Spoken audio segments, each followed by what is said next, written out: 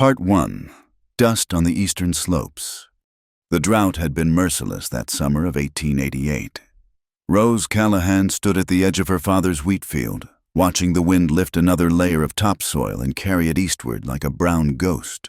She pulled her worn cotton bonnet lower against the grit and squinted at the withered stalks that should have been golden by now.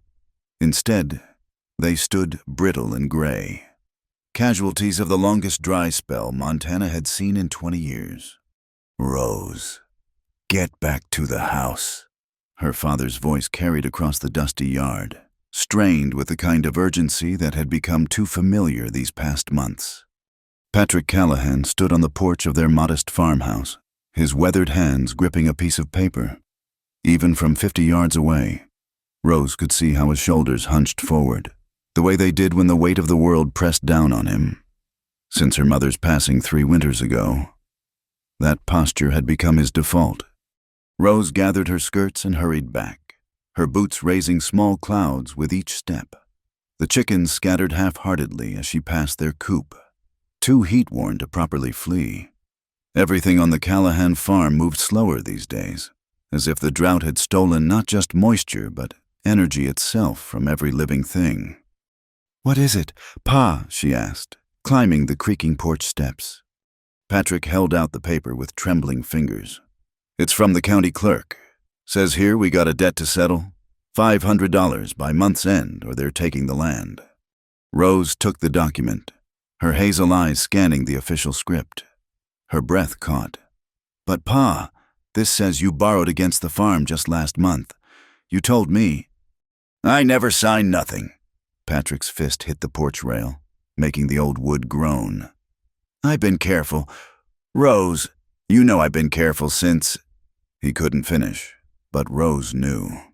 Since Mother died. Since the medical bills ate through their savings. Since they'd learned just how quick a family could go from comfortable to desperate. Rose studied the signature at the bottom of the loan document. It looked like her father's hand, but something was off. The way the K curved in Callahan, the angle of the cross on the T, it was close, but not quite right. "This is forged," she said quietly. Patrick's face went pale beneath his sun-beaten skin. "That's what I figured. But try telling that to Judge Morrison.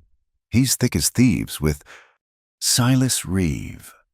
Rose finished the sentence, tasting bitterness on her tongue. The moneylender's name was spoken in whispers throughout the county, usually followed by tales of families driven from their homes, their lands absorbed into Reeve's growing empire. The sound of approaching horses made them both turn. 3 riders were coming up the main road, dust devils dancing in their wake. The man in front rode a black stallion that probably cost more than the Callahan farm made in a good year, even before she could make out his features. Rose knew who it was. Silas Reeve had a way of moving through the world like he already owned everything in it. "Afternoon, Patrick," Reeve called out, dismounting with practiced ease. He was a man in his 40s, impeccably dressed despite the dust, with cold gray eyes that reminded Rose of winter ice on the creek. His 2 companions remained mounted, hands resting casually near their holstered revolvers. "Reeve." Patrick stepped forward, placing himself between the man and Rose. "I suppose you're here about this?" He held up the paper. "Indeed I am." Reeve smiled, but it didn't reach those frozen eyes. "Unfortunate business, really, but debts must be paid. I'm sure you understand." "I never signed that paper and you know it," Patrick said, his voice steady despite the flush creeping up his neck. "The signature says otherwise." Reeve pulled out a gold pocket watch, checking the time with theatrical care. "You have 2 weeks, Callahan, though I might be willing to discuss alternative arrangements." His gaze slid past Patrick to where Rose stood, and she felt her skin crawl. She'd seen that look before, in the general store when Reeve watched the young women shopping for fabric, like a hawk eyeing field mice. "State your business plain," Patrick growled. "Very well." Reeve tucked the watch away. "Your daughter is of marriageable age. A union between her and myself would simplify matters considerably. The debt would disappear, and the Callahan farm would remain in the family, so to speak. Rose stepped out from behind her father before he could stop her. I'd sooner marry a rattlesnake. Mr. Reeve. The moneylender's smile tightened. Careful, Miss Callahan. Pride is a luxury your family can ill afford. Get off my land, Patrick said, his hand moving to the shotgun that leaned against the porch rail. Reeve raised a hand, and his men straightened in their saddles. No need for unpleasantness. I'll give you time to think it over. But remember 2 weeks. After that, the sheriff will be here with an eviction notice. He mounted his horse with the same easy grace. Good day to you both. They watched the 3 riders disappear down the road. Patrick sagged against the porch rail, suddenly looking every one of his 53 years. We'll fight this, Pa, Rose said, putting a hand on his shoulder. That signature is fake. We can prove it. With what money for a lawyer, and which lawyer would go against Reeve anyway? Patrick shook his head. No, girl. There's only one way out of this that I can see. Rose felt her stomach drop. Pa, no, you can't be thinking. Not Reeve, Patrick said quickly. God knows I'd die before letting that vulture near you. But there's another way. Maybe. He looked west, toward the mountains where the Whitmore Ranch sprawled across 10,000 acres of the best grazing land in the territory. Rose followed his gaze, understanding dawning. Nathaniel Whitmore, she breathed. He's a decent man, Patrick said. Widowed these past 5 years. Keeps to himself, but he's fair. Word is he's been quietly buying up debts around the county and forgiving them. Pa, you can't just arrange me like I'm livestock. Patrick turned to her, his eyes wet. What choice do I have? Rose, let Reeve take you by force. Let him throw us off the land your mother's buried on. His voice broke. I failed her. I won't fail you. Rose wanted to argue, but the words died in her throat. She'd heard the stories of what happened to families who crossed Silas Reeve. The mysterious fires, the poisoned wells, the daughters who disappeared and were found months later in the cribs of Denver brothels. At least let me go with you, she said finally. If you're going to barter my future, I should have a say in it. Patrick nodded slowly. We'll go tomorrow, early, before the heat sets in. That night, Rose lay awake listening to the wind rattle the loose shingles on the roof.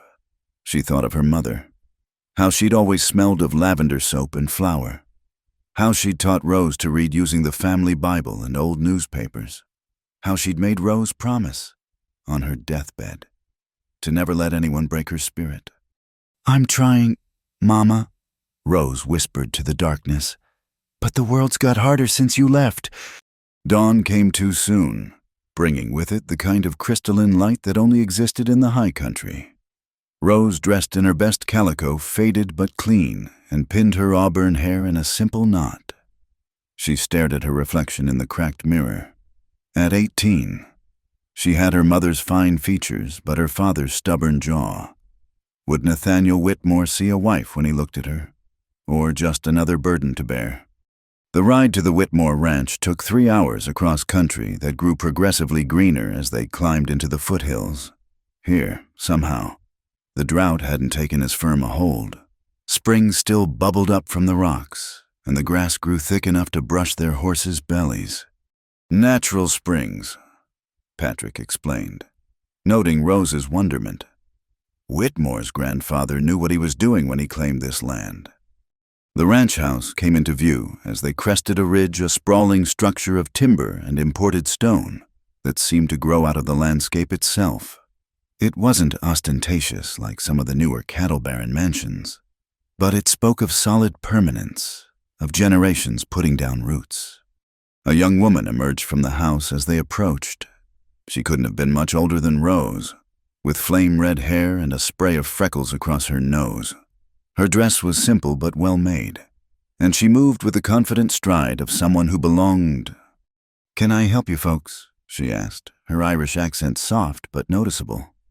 "We're here to see Mr. Whitmore, Patrick said, hat in hand. It's a personal matter. The woman's green eyes assessed them shrewdly. I'm Talia Monroe, the house manager. Mr. Whitmore's out with the horses, but I can fetch him if it's urgent. We'd be obliged, Patrick said. Talia nodded and disappeared around the side of the house.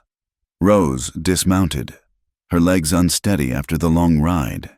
She caught Talia watching her from the corner of the stable, curiosity plain on her face.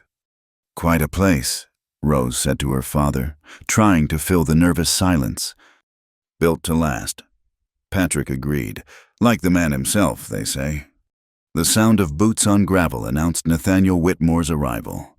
Rose had seen him in town a few times, but never up close. He was younger than she'd expected. Perhaps 35, with dark hair that curled slightly where it met his collar. His face was angular, marked by sun and wind, with deep brown eyes that held a perpetual wariness. He moved with the controlled grace of a man comfortable in his own skin but ready for trouble.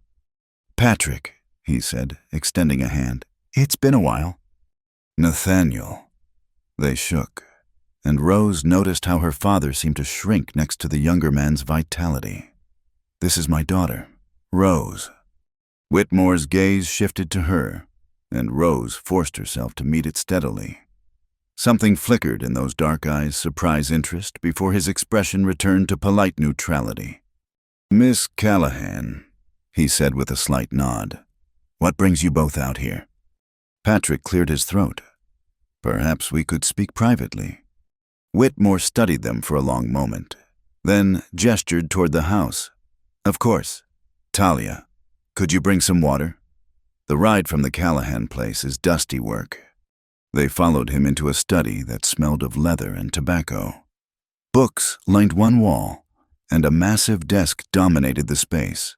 But what caught Rose's attention was the painting above the fireplace, a woman with gentle eyes and dark hair twisted in an elegant knot. The late Mrs. Whitmore. No doubt. Now then, Nathaniel said, settling behind the desk. What's this about? Patrick pulled out the forged loan document and explained everything. As he spoke, Rose watched Whitmore's face grow progressively darker. When her father reached the part about Reeves' proposition, Whitmore's hands clenched on the desk. That bastard, he said quietly, then glanced at Rose. Pardon my language, Miss Callahan. I've heard worse, Rose said, and thought worse about Silas Reeve. A ghost of a smile touched Whitmore's lips. I imagine so. He studied the document. This is definitely forged, but Patrick's right proving it in court would be near impossible with Judge Morrison in Reeves' pocket. Which is why I've come to you, Patrick said, leaning forward. I know I've no right to ask, but I'm desperate. Nathaniel, the farm, it's all we have. And Rose... His voice cracked. I can't let Reeve get his hands on her. Whitmore was quiet for a long moment, his gaze moving between father and daughter. What exactly are you asking me? Patrick took a deep breath. Protection for Rose, a marriage of convenience, if you will. I know you've no reason to want such a thing, but I'd work for you. Pay off the debt with labor, just keep her safe. Pa Rose stood abruptly. You can't just... What would you have me do? Patrick turned to her, anguish plain on his face. Tell me another way. Rose, please. She opened her mouth, then closed it. There was no other way. Not that she could see. Not with 2 weeks ticking away and Silas Reeves circling like a vulture. Miss Callahan, Whitmore said quietly, would you step outside for a moment? I'd like to speak with your father privately. Rose looked between the two men, then nodded stiffly. She found her way back to the porch, where Talia waited with a pitcher of water. Rough business, the Irish woman asked gently. The roughest, Rose admitted, accepting a glass gratefully. They stood in silence for a while, watching the horses in the near pasture. One in particular caught Rose's eye, a beautiful bay mare with intelligent eyes and a white star on her forehead. "That's Orchid," Talia said, following her gaze. "She was Mrs. Whitmore's horse. Hasn't let anyone ride her since the accident." Accident? A rattlesnake spooked her mount, threw her into a ravine. Talia's voice was soft. "Mr. Whitmore found her 3 hours later. He's never been quite the same since." Rose felt a pang of sympathy for the man in the study, followed quickly by resentment. At least he'd had a choice in his loss. She was about to lose everything without any say at all. The door opened behind them. Patrick emerged first, his face unreadable. Whitmore followed, those dark eyes finding Rose immediately. "Miss Callahan," he said, "would you walk with me?" It wasn't really a question. Rose set down her glass and followed him away from the house, toward a grove of cottonwoods that whispered in the morning breeze. "Your father has made his request," Whitmore said once they were out of earshot. "But I need to hear from you. Is this what you want?" Rose laughed bitterly. "Want no Mr. Whitmore. What I want is for my mother to be alive, for the drought to end, for Silas Reeve to choke on his own forked tongue. But wanting and having are two different things out here, aren't they?" "They are," he agreed quietly. "But I need to know if I agree to this. Will you hate me for it?" The question surprised her. "Why would you care?" "Because I've lived with hate, Miss Callahan. It's a cold bedfellow." He paused under one of the larger trees, his hand resting on the rough bark. "If I do this protect you from Reeve, give your father work to pay the debt, I'd want an understanding between us. You'd live in my house, take my name for the law's sake, but I wouldn't. That is, you'd have your own room, your own choices within the bounds of safety. I'm not looking for a wife in truth, just—" He trailed off. "Just what?" "Company, perhaps. Someone to talk to who isn't a horse or hired hand." His smile was self-deprecating. "I've become something of a hermit. They tell me—" Rose studied him, this man who might become her husband in name if not deed. There was a sadness in him, deep and still as a mountain lake. But there was kindness, too, and a careful respect that Silas Reeve wouldn't know if it bit him. "And when the debt is paid," she asked, "then you're free to go, if you choose. We'll have the marriage annulled. Say it was never consummated, which it won't be." He added quickly, "You have my word on that." "Your word?" Rose tested the phrase. "And is your word worth much, Mr. Whitmore?" "Out here, it's all any of us have," he said simply. A shout from the house interrupted them. Talia was waving urgently. "Mr. Whitmore riders coming." They hurried back to find a group of 6 men approaching. Sheriff Clayton led them, his badge glinting in the morning sun.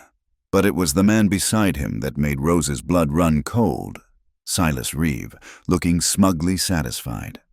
"Morning, Whitmore," the sheriff called out, reining up in the yard. "Sorry to trouble you, but we're here on official business." "What kind of business?" Whitmore asked, moving subtly to place himself between Rose and the riders. Reeve produced a paper with a flourish. "It seems Mr. Callahan has defaulted on not one but 2 loans. This second one's been called in by the bank. Foreclosure's immediate." "That's impossible." Patrick stepped forward. "I never—" "Your signature says otherwise." Reeve interrupted smoothly. "Sheriff Clayton has orders to seize the property today. Of course, my original offer still stands. The girl comes with me, and all debts are forgiven." Rose felt the ground tilt beneath her feet. 2 loans. They'd forged 2 loans. Even if Whitmore helped with one, they couldn't fight both. Not in time. "How much?" Whitmore's voice cut through her panic. "The total? How much to clear both debts?" Reeve's eyes narrowed. $1,000.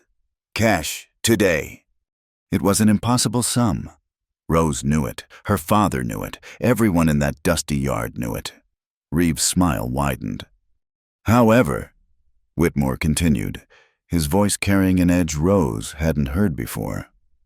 "I believe there's been a misunderstanding. Miss Callahan is under my protection now. As of this morning, she's my intended bride." The silence that followed was deafening. Rose felt all eyes turn to her, but she kept her gaze on Whitmore's back, on the tension in his shoulders. "Is this true?" Sheriff Clayton asked her directly. Rose thought of her mother's grave, of the farm where she'd learned to walk, of her father's tears, of Silas Reeves' cold eyes and colder intentions. "Yes," she said, stepping forward to stand beside Whitmore. "It's true." Reeves' face went dark as a thundercloud. "This is highly irregular. The young lady was unspoken for just yesterday." "Things change," Whitmore said mildly. "Now, Sheriff, I believe your business is with Mr. Callahan's property, as his daughter will soon be my wife, and as I'm willing to assume responsibility for the debts, perhaps we can come to an arrangement." "You have $1,000 just lying around," Reeves sneered. "I have assets I can liquidate. Give me 3 days." "The foreclosure is immediate," Reeves insisted.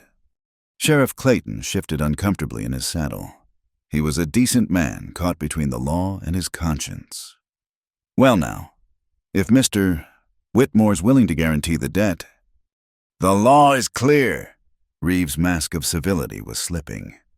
"So is the tradition of allowing family to settle accounts," Whitmore countered.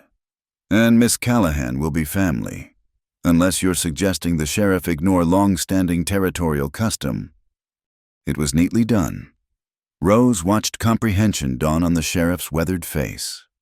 To side with Reeve now would be to declare himself wholly bought, in front of witnesses. 3 days seems reasonable, Clayton said finally. "Mr. Whitmore's always been good for his word." Reeves' hand twitched toward his gun, then stilled. "This isn't over," he said quietly. "Not by a long shot." "I expect not," Whitmore agreed. "But for today, it is, Sheriff Mr. Reeve, I'll thank you to get off my land." They went, but Rose could feel Reeves' eyes on her until they disappeared over the ridge. Only then did her knees buckle. Strong hands caught her before she hit the ground. "Easy," Whitmore murmured. "You did well." "I can't breathe," she gasped. "It's the shock. Talia, bring whiskey." But Rose pushed away the offered glass. The world was already spinning enough. $1,000. How can you possibly—" "Let me worry about that." Whitmore helped her to a bench. "The question now is whether you meant what you said. Or was that just for Reeves' benefit?" Rose looked up at him, this stranger who just saved her from a fate worse than death. Behind him, her father stood wringing his hands, hope and guilt warring on his face. "I meant it," she said quietly. "God help me, I meant it." Whitmore nodded slowly.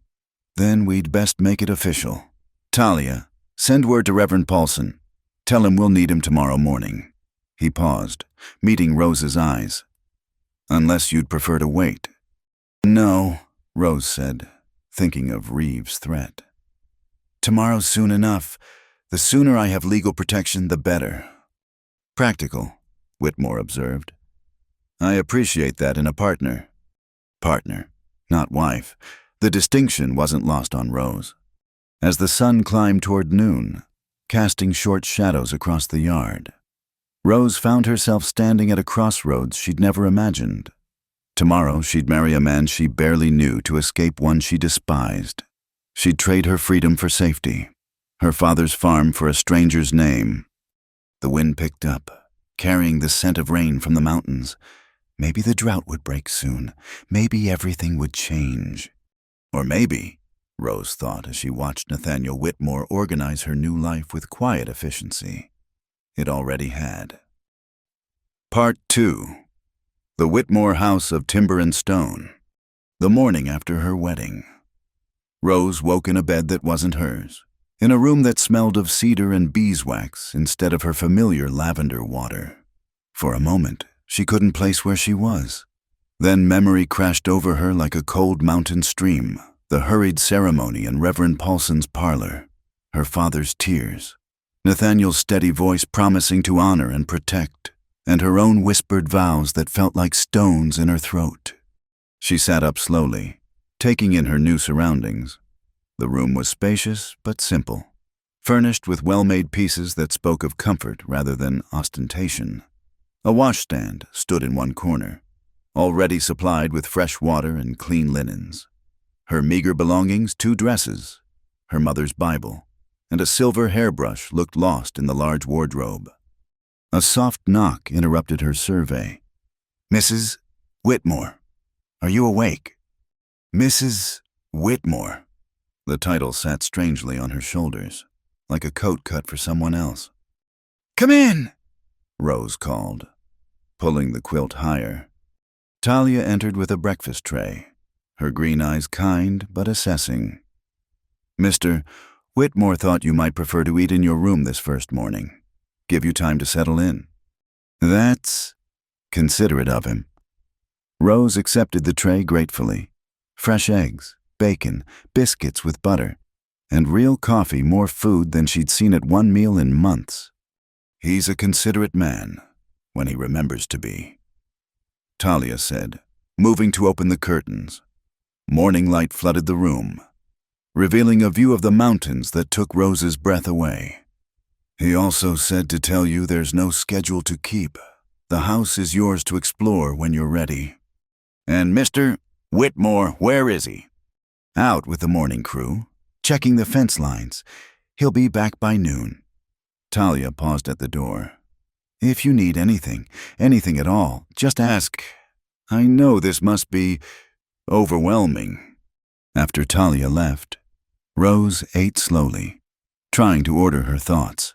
She was married to a man who'd made it clear he wanted a companion, not a wife in the traditional sense. He'd kept his word about separate rooms. His was down the hall. She'd been told, but what exactly was she supposed to do with her days at home? There'd always been work, mending, cooking, tending the vegetable garden, helping her father with accounts. Here, with Talia managing the house and a full crew handling the ranch work, Rose felt adrift. She dressed in her second-best calico. Her best was now her wedding dress, probably never to be worn again, and ventured into the hallway. The house was larger than it appeared from outside, built-in wings that spoke of gradual expansion over the years. She found a dining room with a table that could seat 12, a parlor with furniture covered in dust sheets, and finally, a library that made her gasp. Books lined 3 walls from floor to ceiling, hundreds of them, maybe thousands. Rose moved forward as if in a dream, running her fingers along the spines. Shakespeare and Milton, agricultural journals and novels she'd only heard mentioned. A complete set of Dickens, maps and atlases of places she'd never imagined visiting. My late wife was a great reader. Rose spun around. Nathaniel stood in the doorway, hat in hand, dust on his boots. He'd moved so quietly she hadn't heard him approach. "I'm sorry," she said quickly. "I didn't mean to pry." "It's not prying. This is your home now." He entered the room, hanging his hat on a hook by the door. Margaret used to spend hours in here, said it was better than traveling, seeing the world through other people's words. It was the first time he'd mentioned his wife by name. Rose watched him move to one particular shelf, his fingers hovering over but not quite touching the books there. "Do you read?" she asked carefully. "When I can. The ranch takes most of my time." He turned back to her. "You're welcome to any of them. Books should be read, not just displayed." "Thank you." Rose meant it. Access to such a library was a gift beyond price. "Your wife had excellent taste." "She did." His voice was neutral, but something flickered in his eyes. "In many things." An awkward silence fell. Rose cast about for something to say. "Talia mentioned you were checking fence lines." "The north pasture. We've been losing cattle to wolves coming down from the high country. Hungry, with the drought driving away their usual prey." He moved to the window. gazing out at the mountains. I've put extra men on night watch, but fences help. On our farm, my father's farm, Rose corrected herself. We lost 6 chickens to coyotes last month. Pa sat up 3 nights with his shotgun before he got the one responsible. Nathaniel's lips quirked. Dedicated man, your father. How's he settling in? Patrick had moved into the small foreman's cottage the day after the wedding, insisting he'd work for his keep, despite Nathaniel's protests that he was family now. He's grateful. Rose said, "We both are. What you did was necessary." Nathaniel cut her off, not unkindly. "Silas Reeve is a blight on this territory. I've been looking for ways to curtail his influence. This seemed advantageous all around." Advantageous? Such a bloodless word for upending 2 lives. Speaking of Reeve, Nathaniel continued, moving to the desk that dominated one corner of the library. He pulled out a key and unlocked a drawer. "I have something to show you." He withdrew a leather portfolio and opened it on the desk. Inside were documents, dozens of them. Rose moved closer, recognizing the format immediately. Loan papers, all bearing Silas Reeve's elaborate signature. "These are debts I've purchased over the last 2 years," Nathaniel confirmed. Quietly, through intermediaries in Denver. "Reeve doesn't know I hold them." Rose studied the papers more carefully. The Hendersons' farm, the Widow Mackay's boarding house, the Peytons' general store, all pillars of the community, all in debt to Reeve. "But these are all marked paid," she said, confused. "Because they are paid, I buy the debt, then forgive it. Send word through the bank that an anonymous benefactor has settled their accounts." His voice was matter-of-fact, as if spending thousands of dollars to help strangers was perfectly ordinary. "Why?" Rose breathed. "Why would you do this?" Nathaniel was quiet for a moment, his gaze returning to the window. "My grandfather built this ranch from nothing, came out here with a dream and strong back, claimed land that nobody else wanted, but he never forgot what it was like to have nothing. Used to say that prosperity meant nothing if your neighbors were starving." "And your father?" "Expanded what grandfather built, married my mother, a banker's daughter from St. Louis. She brought culture, he brought capital. They made quite a team." A ghost of a smile touched his lips. "Mother insisted on the library, said civilization was more than just cattle and corn prices." "They sound wonderful." "They were." He closed the portfolio, locking it away again. "They died in a cholera outbreak when I was 25. Left me all this and no idea what to do with it beyond keeping it running. Until Margaret," Rose ventured. His shoulders tensed almost imperceptibly. "Until Margaret." He agreed. She had vision, wanted to build a school in town, bring in a real doctor, had plans for irrigation systems that would drought-proof the whole valley. He turned back to Rose. "She would have liked you. I think you have the same practical spirit." Rose didn't know what to say to that. How did one respond to being compared to a beloved ghost? A commotion from the yard saved her from having to try. Shouts and the thunder of hooves sent them both to the window. A rider was galloping up the main road, pushing his lathered horse hard. "That's Jim Henderson," Nathaniel said, already moving toward the door. "Something's wrong." They met the man in the yard, where he practically fell from his saddle. Talia appeared with water, which he gulped gratefully before gasping out his news. "Fire, Mr. Whitmore. The Mackay place is burning." Nathaniel was already calling for horses. "When?" "Started about an hour ago. We formed a bucket brigade, but the wind's spreading it. Misses. Mackay got out safe, but the building's a loss." "Talia, gather all the spare blankets and food you can," Nathaniel ordered. "Rose." "I'm coming with you," she said firmly. He looked like he might argue, then nodded. "Can you ride?" "Since I was 5. "Good. Talia, saddle bramble for Mrs. Whitmore. Gentle mouth, steady temperament," he added for Rose's benefit. Within minutes, They were mounted and riding hard toward town. Rose hadn't expected to leave the ranch so soon after arriving, but emergency had a way of reordering priorities. She kept pace with the men easily, grateful for the divided skirt that allowed her to ride astride. The smoke was visible long before they reached the town proper. The Widow Mackay's boarding house, a 2-story clapboard building that had housed everything from miners to traveling preachers, was fully engulfed. A line of townspeople passed buckets from the creek, but it was clearly a losing battle. "Let it burn," Nathaniel called out. "Save your strength for keeping it from spreading. Soak down the buildings on either side." The crowd reorganized under his direction. Rose found herself beside Mrs. Mackay, who stood watching her life's work turn to ash with remarkable composure.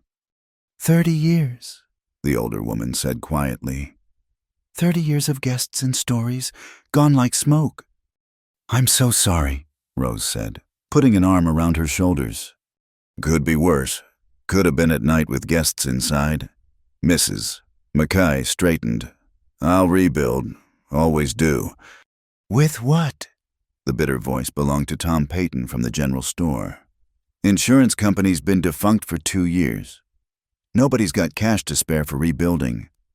"We'll figure something out," someone else said, but the words lacked conviction. Rose watched the fire reflected in the faces around her, saw the same despair she'd felt when Reeve had come calling with his forged papers. This was how communities died in the territories, not all at once, but piece by piece. Family by family. "Mrs. Mackay will stay at the ranch until she's back on her feet," Nathaniel announced, appearing at Rose's elbow.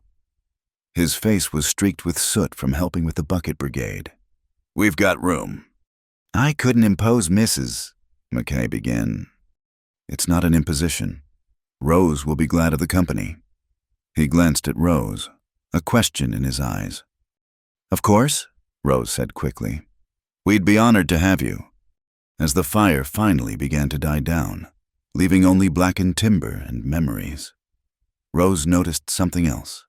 Silas Reeve, standing across the street from the smoking ruins, watching with an expression of mild interest. When he caught her looking, he tipped his hat mockingly.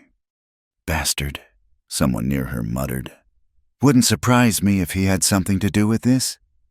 "Can't prove nothing," another voice replied. "Never can with Reeve." Rose thought of the portfolio in Nathaniel's desk. All those paid debts. Mrs. Mackay's had been among them. She remembered, which meant Reeve had no claim on the property anymore. So why did he look so satisfied? The ride back to the ranch was subdued. Mrs. Mackay rode with Talia in the wagon, along with the few possessions they'd managed to save. Rose found herself riding beside Nathaniel, studying his profile in the fading light.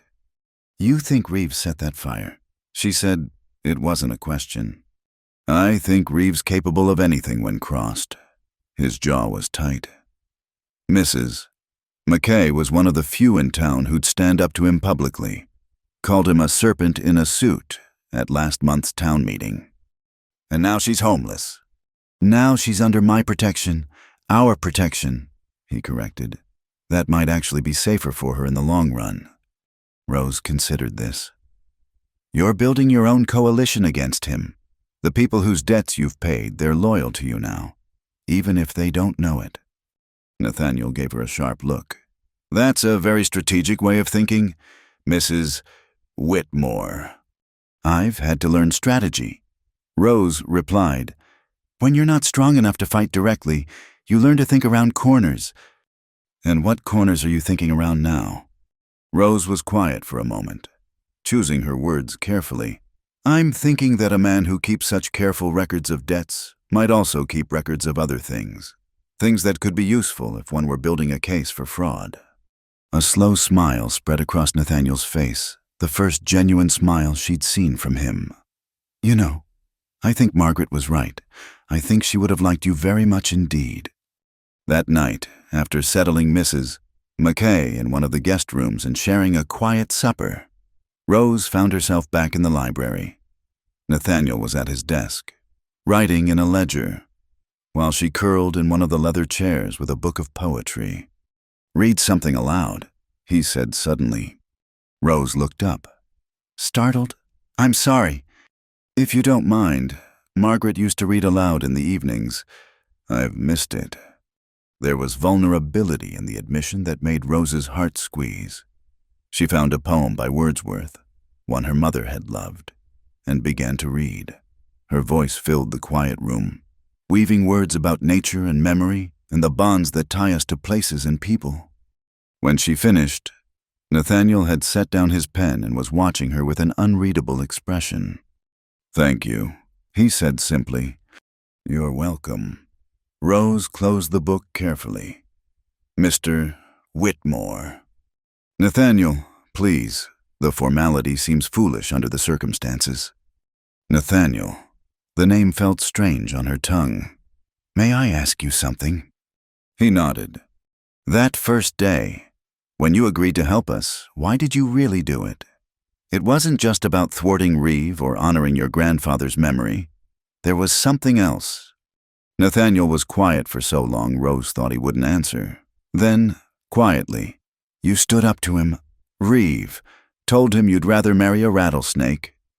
A wry smile tugged at his lips. "Showed more backbone than most men I know.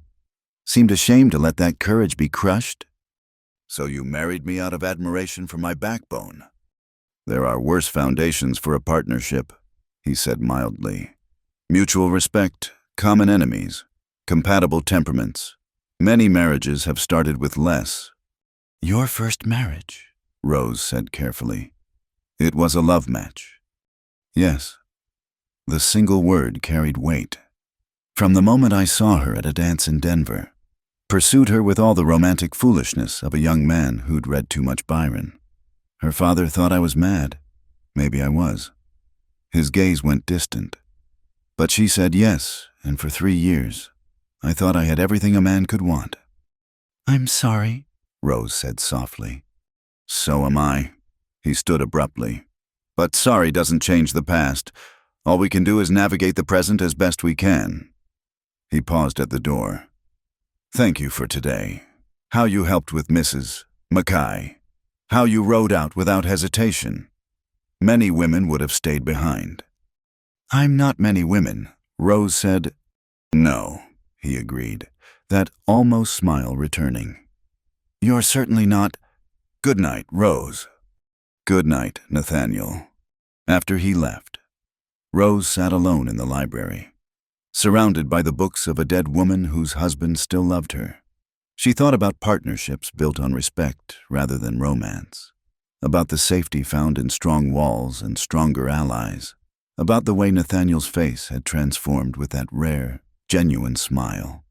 Outside, an owl called across the darkness, and somewhere in the distance, wolves howled in the mountains. But here, in this house of timber and stone, Rose felt something she hadn't experienced since her mother's death, the possibility of belonging. She selected a book on agricultural practices in arid climates and settled in to read, preparing for whatever battles tomorrow might bring if she was going to be mistress of Whitmore Ranch. Even temporarily, she intended to be useful. Partnership, Nathaniel had said. Perhaps that was enough. Perhaps, in this harsh land where survival trumped sentiment, it was even better than love. Only time would tell. Part 3. East Wind on the Silver Hills. The morning sun cast long shadows across the paddock as Rose approached the fence where Orchid stood, her coat gleaming like polished mahogany. For 2 weeks now, Rose had visited the mare daily, bringing apples and soft words, but Orchid remained aloof, accepting treats while keeping her heart carefully guarded. "She's testing you," Nathaniel said, appearing beside Rose with his own coffee. It had become their routine, these early morning meetings by the paddock before the day's work pulled them in different directions. "I know the feeling," Rose replied, offering another apple slice. "Trust isn't easily given when you've been hurt." Nathaniel studied her profile. "Would you like to try riding her?" Rose's hand stilled. "But Talia said—" "Talia's right. Orchid hasn't let anyone on her back since Margaret, but I've been watching you two. She's curious about you." He set down his cup and opened the gate. "The key is not to force anything. Let her choose." They entered the paddock together, Nathaniel carrying a simple halter. Orchid's ears pricked forward, her dark eyes moving between them with intelligent assessment. "The first rule," Nathaniel said quietly, "is breathing. Horses feel everything we feel.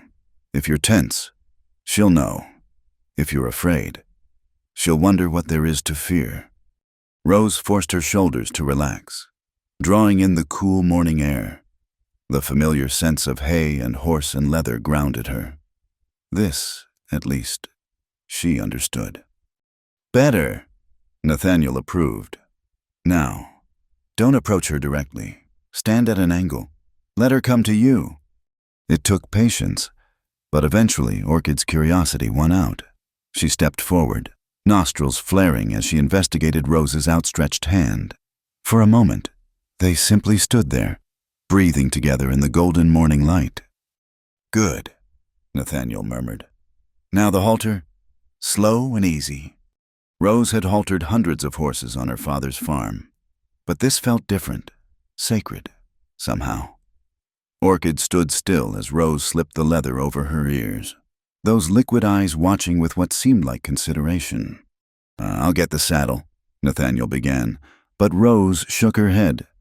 "Bareback first, if she'll let me." She'd ridden bareback since childhood, feeling it created a deeper connection between horse and rider. Nathaniel's eyebrows rose, but he nodded. "Your choice. I'll give you a leg up." The moment Rose settled onto Orchid's warm back, she felt the mare's tension muscles coiled like springs, ready to explode into motion. Rose kept her own body loose, her hands light on the rope. "That's it, girl," she whispered. "Just you and me, figuring each other out." Orchid took one step, then another, tentative at first, then with growing confidence as Rose moved with her, not imposing her will but joining the mare's natural rhythm. They walked the perimeter of the paddock once, twice. Then Orchid broke into a smooth trot. "I'll be damned," Nathaniel breathed. The trot became a canter, and Rose felt her heart soar. This was freedom, the wind in her hair, the powerful movement beneath her, the perfect understanding between two creatures who'd both known loss. When they finally slowed to a walk, both breathing hard, Rose found Nathaniel watching with an expression she couldn't quite read. Wonder, respect, something else entirely. "That was," he started, then stopped. Margaret always said Orchid would know when the right person came along. Rose slid from the mare's back, her legs shaky with adrenaline. "She's magnificent." "She is." But Nathaniel wasn't looking at the horse when he said it. The moment stretched between them, charged with possibility, until Talia's voice broke the spell. Mrs. Whitmore, you rode her." The Irish woman hurried toward them, Mrs. Mackay following more slowly. "I can't believe it." "Neither can I," Rose admitted, running her hand along Orchid's neck. The mare leaned into the touch, a gesture of acceptance that made Rose's throat tight. "We're heading to town for supplies," Mrs. Mackay said. "Thought you might like to come along. Dear chance to meet more of the townspeople." Rose glanced at Nathaniel, who nodded. "Good idea. Take Jim and Carlos with you. Armed," he added quietly. An hour later, Rose found herself in the wagon seat beside Talia, with Mrs. Mackay comfortable in the back among cushions. Jim and Carlos rode alongside, rifles across their saddles, a reminder that Silas Reeves' threat hadn't diminished. The town was busier than Rose had seen it, with families come in from outlying farms for the monthly market. She recognized many faces, people who'd attended her hasty wedding, who'd fought the fire at Mrs. Mackay's, but today there was something different in how they looked at her. Curiosity mixed with something like hope. "Mrs. Whitmore." A woman approached, work-worn but smiling. I'm Sarah Henderson. You met my husband Jim. He works for your husband. Of course, Rose said warmly, climbing down from the wagon. How are you? Better than we've been in years, thanks to... Sarah paused, glancing around nervously. Well, we're grateful, is all. Rose understood. The Hendersons were one of the families whose debt Nathaniel had secretly paid. I'm glad to hear it. I wonder, Sarah continued hesitantly. If you might have a moment, some of us have been talking. 20 minutes later, Rose found herself in the back room of the general store, surrounded by a dozen women. They ranged from young mothers to grandmothers, all with the same worried look in their eyes. It's getting worse, Mary Peyton said bluntly. She was the store owner's wife, a no-nonsense woman who'd raised 6 children and buried 2. Reeves squeezing harder than ever. The fire at Mrs. McKay's was a warning. He's been making rounds to all the farms. Another woman added, offering protection for a fee, says accidents happen to those who aren't careful.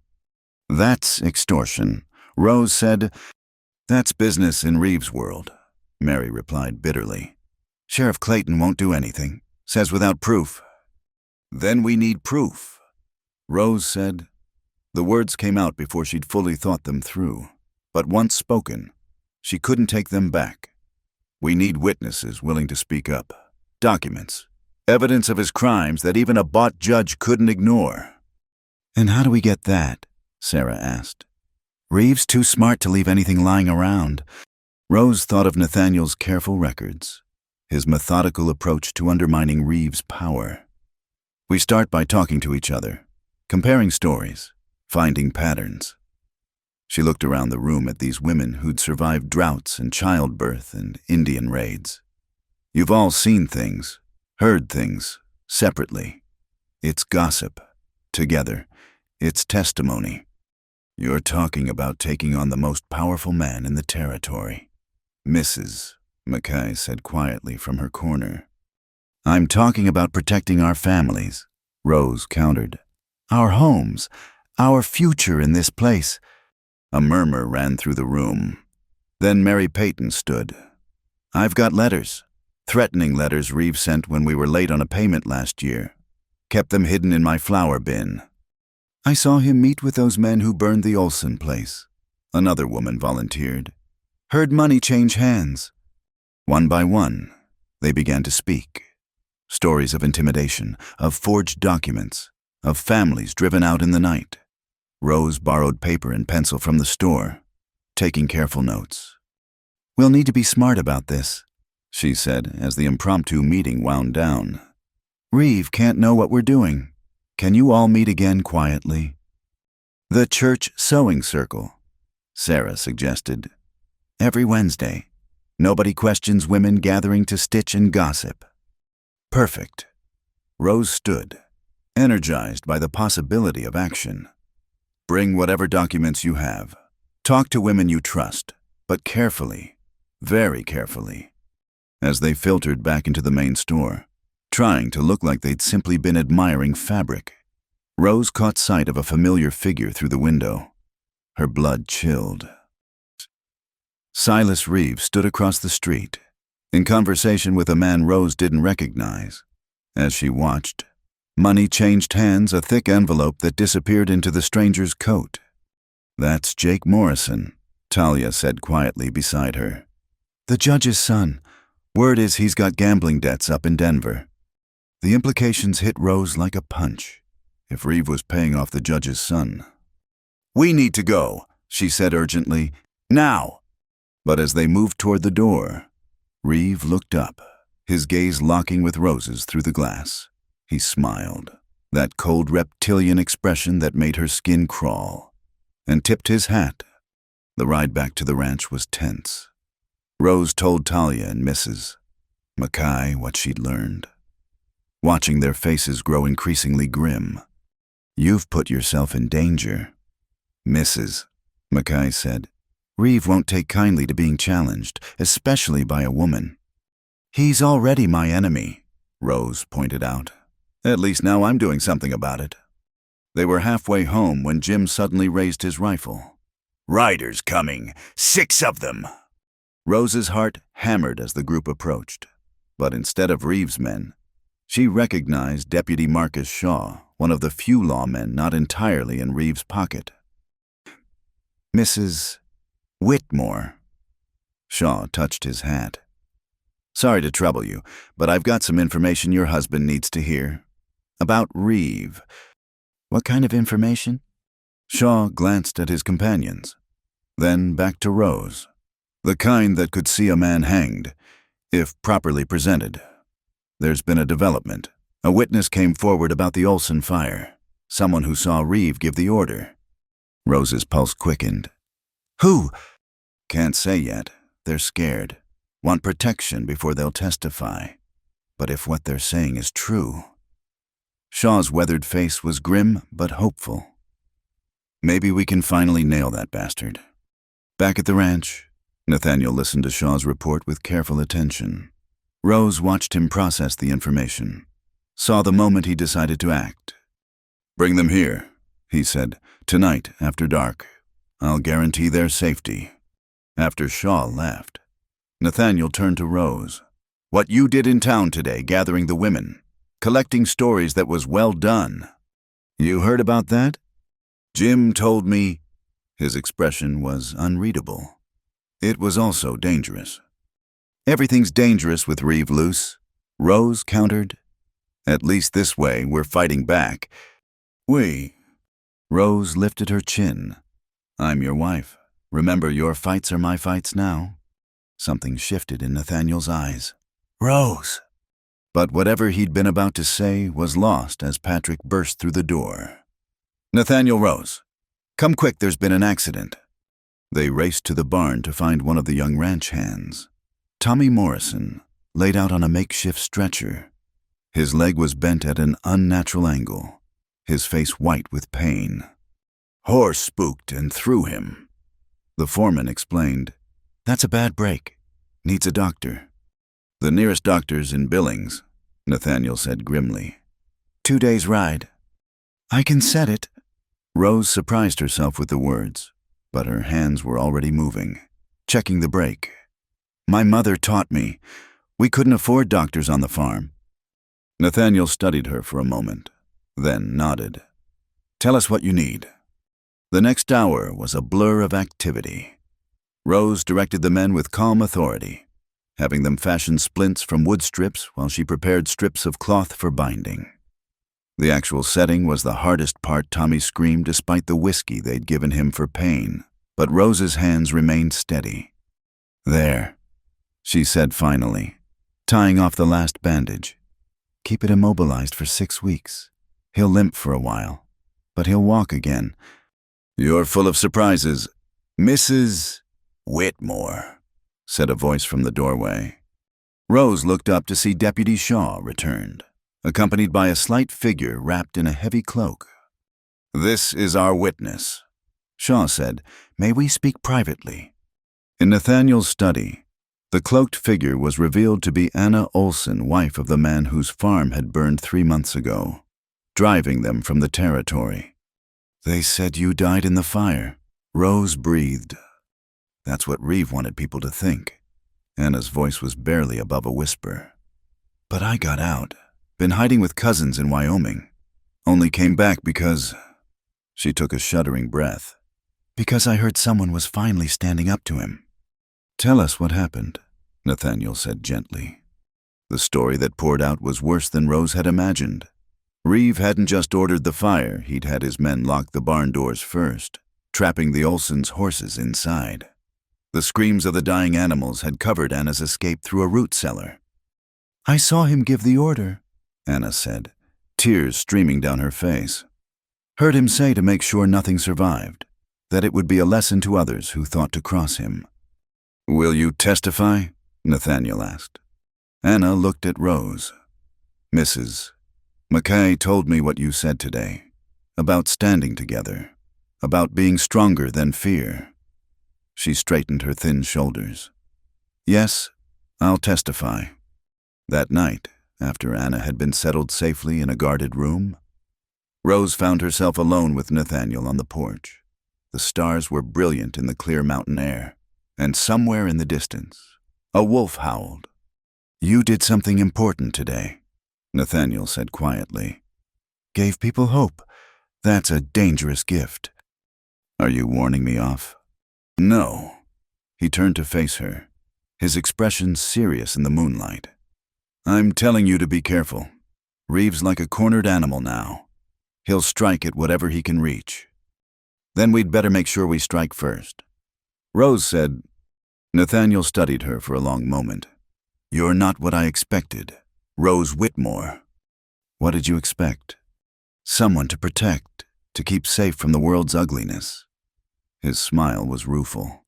"Instead, I got a warrior disguised as a rancher's wife." "Disappointed?" "No," he said softly. "Impressed, and maybe a little terrified." The honesty in his voice made Rose's heart skip. This thing between them, this partnership that was becoming something more, it was as dangerous as anything Silas Reeve could threaten. "I should go in," she said, not moving.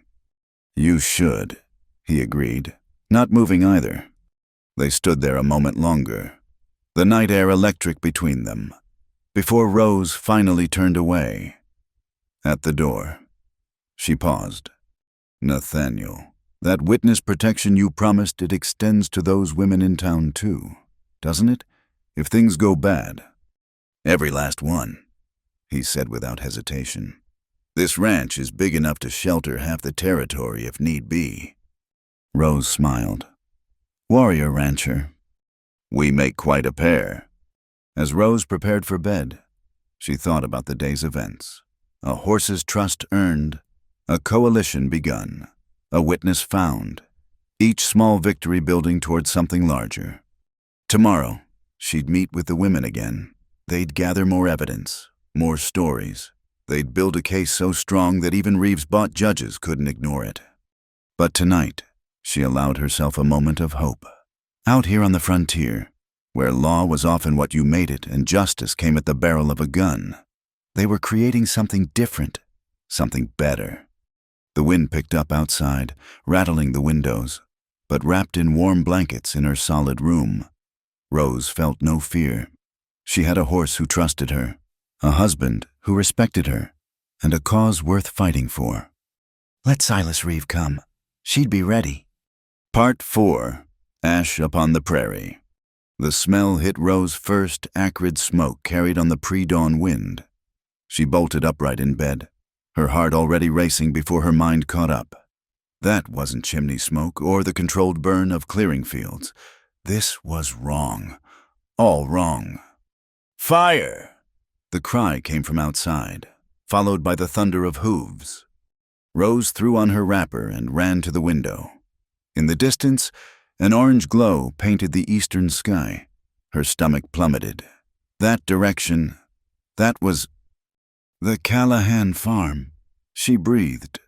She was dressed and out the door in minutes, nearly colliding with Nathaniel in the hallway.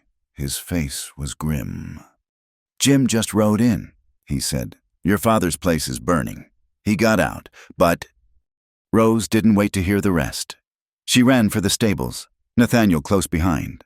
Others were already saddling horses, Talia, several ranch hands, all moving with practiced urgency. "Rose, wait!" Nathaniel caught her arm as she reached for Orchid's saddle. "That's my home burning," she wrenched free. "My mother's buried there." "I know." His voice was steady, grounding. "But we ride together. No one goes alone. Reeves' men could be waiting." The ride through the darkness seemed endless. Rose pushed Orchid as hard as she dared, the mare responding to her desperate energy. The glow grew brighter, smoke thicker, until finally they crested the last rise. The Callahan farmhouse was gone. Only the stone chimney stood, a black finger pointing at the sky. The barn was still burning, flames licking at the pre-dawn darkness. And there, silhouetted against the destruction, was Patrick Callahan on his knees in the dirt. Papa Rose flung herself from Orchid's back, running to her father. Patrick looked up, his face streaked with soot and tears. His left arm was badly burned, blisters already forming on the reddened skin. "Tried to save the horses," he mumbled. "Couldn't get to them in time." "Oh, Papa." Rose carefully examined his injuries, fighting back her own tears. The burns were serious but not life-threatening if properly treated. "We need to get you back to the ranch." "My Mary's roses," Patrick said, looking toward what had been the garden. "She planted them the first year we were married. 23 years they bloomed." Nathaniel appeared beside them, his expression dark as he surveyed the damage. "This wasn't an accident." "Course it wasn't." Patrick's voice turned bitter. "3 men. Saw them clear before the smoke got too thick.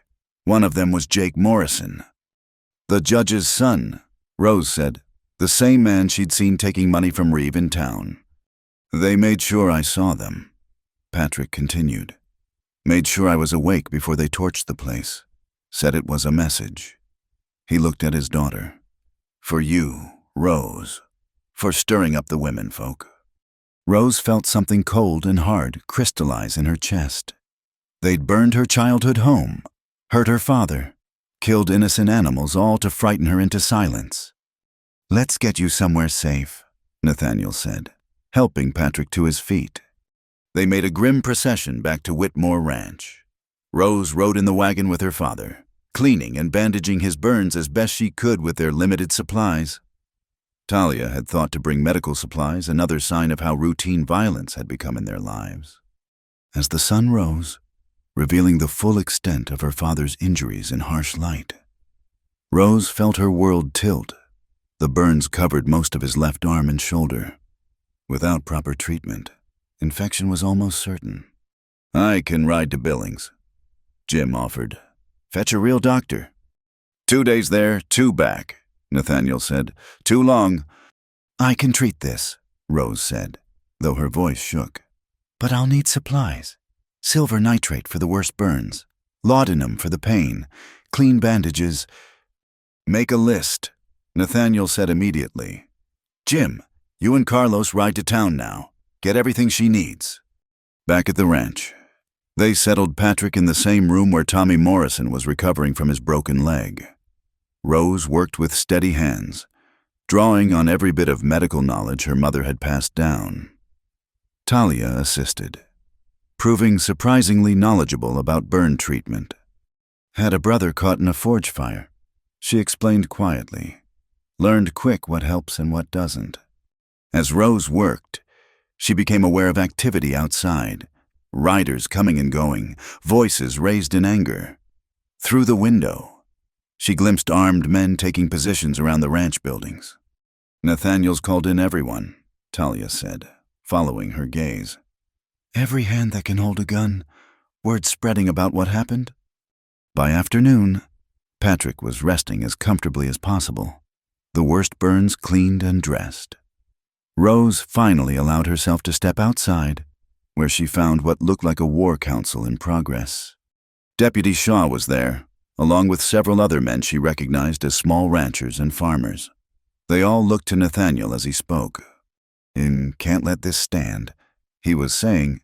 "They've crossed a line, burning out families. What's next? The church, the school." "What can we do?" asked Paul Henderson. "Judge Morrison won't issue warrants, not with his son involved." "Then we go above Morrison," Nathaniel said. "There's a federal marshal in Helena. Takes time to get here, but—" "Time we don't have." Someone interrupted. "Reeve won't wait for federal intervention." Rose stepped forward. "Then we don't wait either." All eyes turned to her. She saw surprise on some faces. Women didn't typically join such discussions, but Nathaniel nodded for her to continue. "We have Anna Olson's testimony about her farm. Now they've burned ours. That's a pattern. Add the stories the women have been collecting." She met each man's gaze in turn. "We build such a weight of evidence that even federal authorities can't ignore it." "Pretty words," said a rancher Rose didn't know. "But Reeve's got guns and men willing to use them. Evidence doesn't stop bullets." "No," Rose agreed. But it does something else. It takes away his power to operate in the shadows, makes his crimes public, forces people to choose sides. She thought of the women in town, gathering their courage along with their evidence. And more people than you might think are ready to choose. She's right, Deputy Shaw said unexpectedly. I've kept my head down too long, trying to work within a corrupt system. But after last night, he straightened. I've got 10 years of observations, things I've seen but couldn't prove. Might be time to share them. One by one, others began to speak up. Stories of intimidation, of families driven out, of accidents that weren't. The pattern became clear. Silas Reeve had been building his empire on fear and violence for years.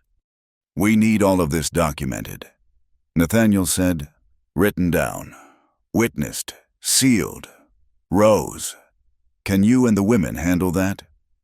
Already started, Rose confirmed. But we'll need somewhere safe to meet. After last night. Here, Nathaniel said immediately. Bring them all here if needed. We've got the space and the guns to protect them. As the meeting dispersed, Rose found herself alone with Nathaniel in his study. He was staring out the window, tension in every line of his body. I'm sorry, Rose said quietly, about bringing this trouble to your door. He turned, surprise flickering across his features. You think this is your fault? If I hadn't started organizing the women, then Reeve would have found another excuse. Nathaniel moved closer.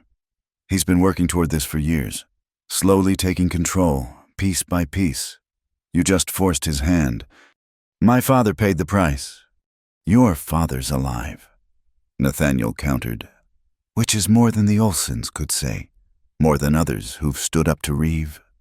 Rose sank into a chair, suddenly exhausted.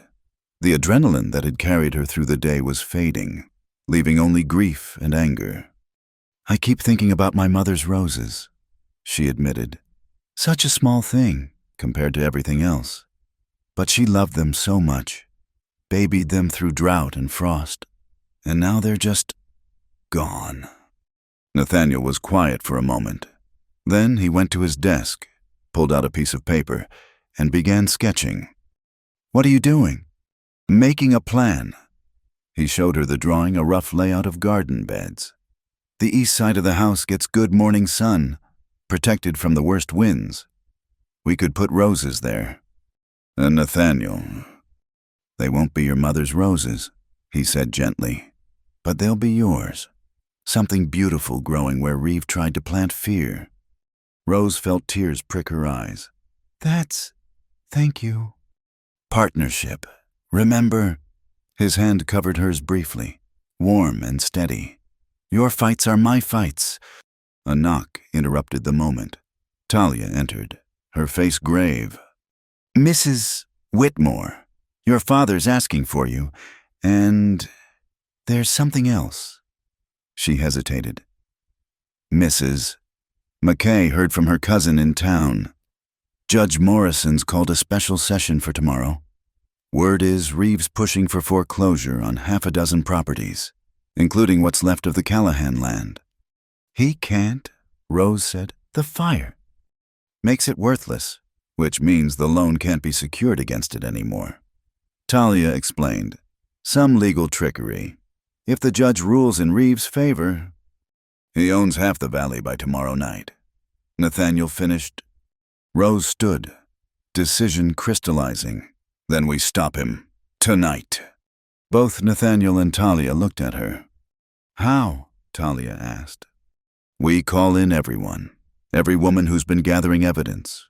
Every man who's been wronged.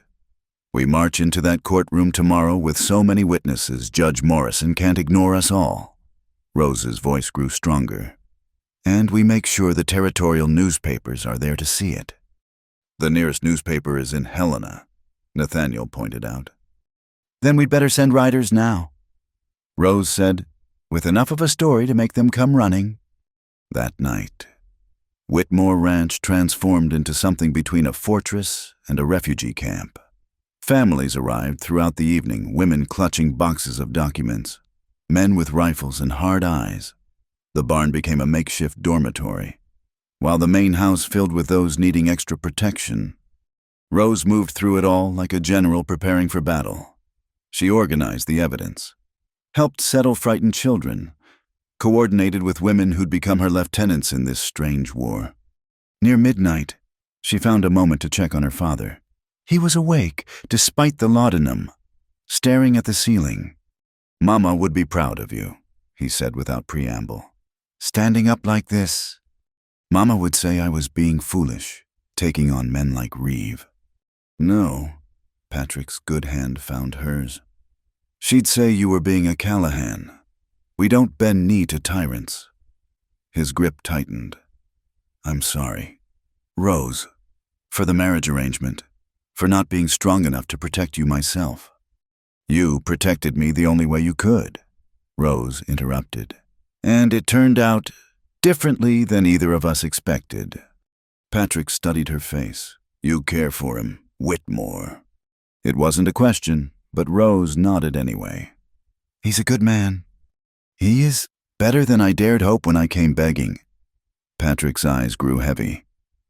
"Your mother, she always said the best marriages were between partners, equals. Think you might have found that, despite everything." As her father drifted off to sleep, Rose reflected on his words. Partnership. It had started as a business arrangement, protection in exchange for companionship. But somewhere between dawn rides and shared dangers, it had become something more. A soft knock drew her attention. Nathaniel stood in the doorway. "Thought you might want to know," he said quietly. The riders made it back from town. They saw Reeves' men gathering at the saloon. "Looks like they're planning something for tomorrow, too." "Then we'd better be ready." Nathaniel stepped into the room, careful not to disturb Patrick. "Are you sure about this? Tomorrow could turn violent." "It turned violent the moment they burned my home," Rose said. "The only question is whether we stand together or let Reeve pick us off one by one." "Together, then." He paused at the door. "Try to get some rest. Tomorrow's going to be a long day." But Rose couldn't sleep. She sat by her father's bedside, listening to his labored breathing and thinking about ashes and roses, about fear transformed into fury, and fury channeled into action. Outside, she could hear the murmur of voices as people prepared for morning. Her coalition ranchers and farmers, wives and daughters, all united by shared injustice and newfound courage. Silas Reeve had burned her past to the ground. Tomorrow, she'd start building a different future, one where men like him couldn't operate with impunity, one where the law served justice, not the highest bidder. She thought of Nathaniel's sketch, those hypothetical roses growing in new soil, beauty from ashes, hope from despair. Dawn couldn't come soon enough. Part 5. The White Storm. The blizzard struck without warning just after midnight, transforming the world into a howling white void. Rose woke to the sound of wind screaming against the windows and Talia's urgent voice in the hallway. The cattle they're scattering. Rose threw on her heaviest clothes, fingers fumbling with buttons as the house shook under the storm's assault. Outside her door, the hallway was chaos, ranch hands running past, Nathaniel shouting orders over the wind's roar. "Get every man mounted," he commanded. "If those herds hit the ravines in this weather." He caught sight of Rose and shook his head before she could speak. "No, too dangerous." "The new calves are in the east pasture," Rose said, already pulling on her boots. "I know exactly where. In this visibility, that knowledge could save lives." Their eyes met. A silent battle of wills. Then another gust shook the house, and Nathaniel nodded curtly. "Stay close. If we get separated." "We won't," Rose said firmly.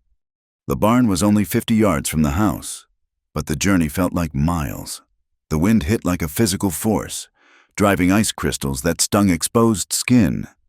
Rose kept one hand on the guide rope they'd strung, the other shielding her face. Inside the barn, organized chaos reigned.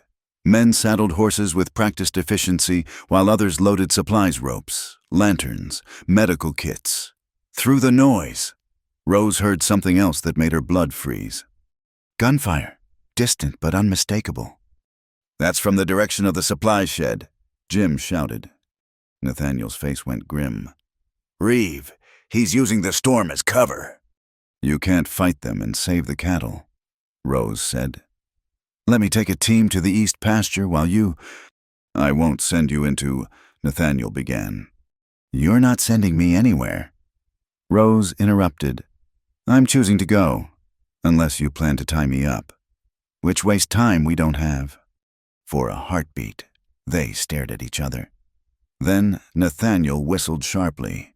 Tom Carlos, you're with Mrs. Whitmore. Bring those calves home.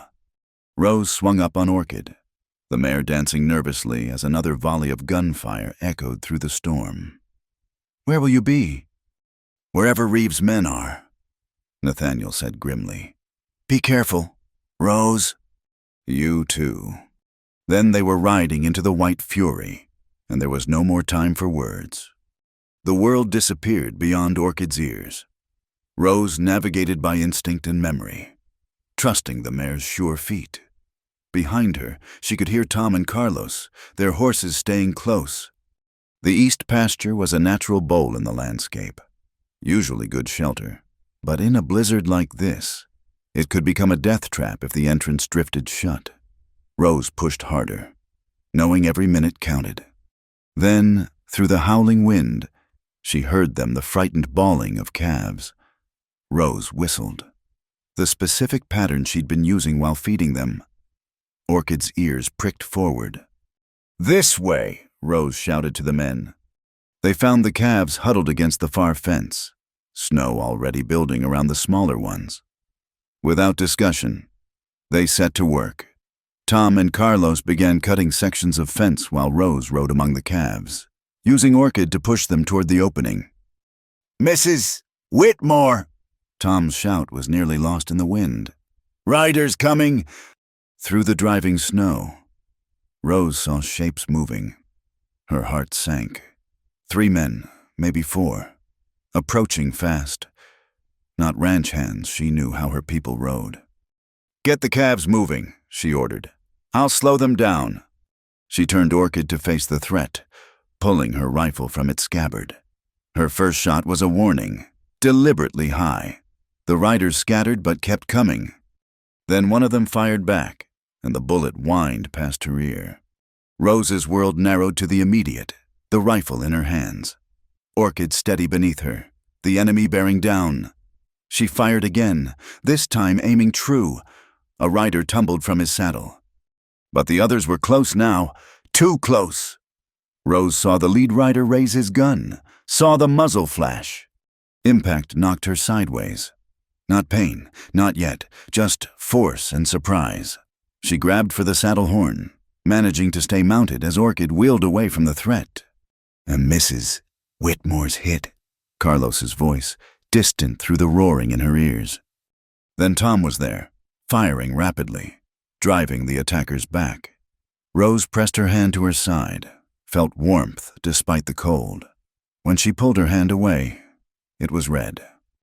Not bad, she told herself, though she wasn't sure that was true. Not bad. Keep moving.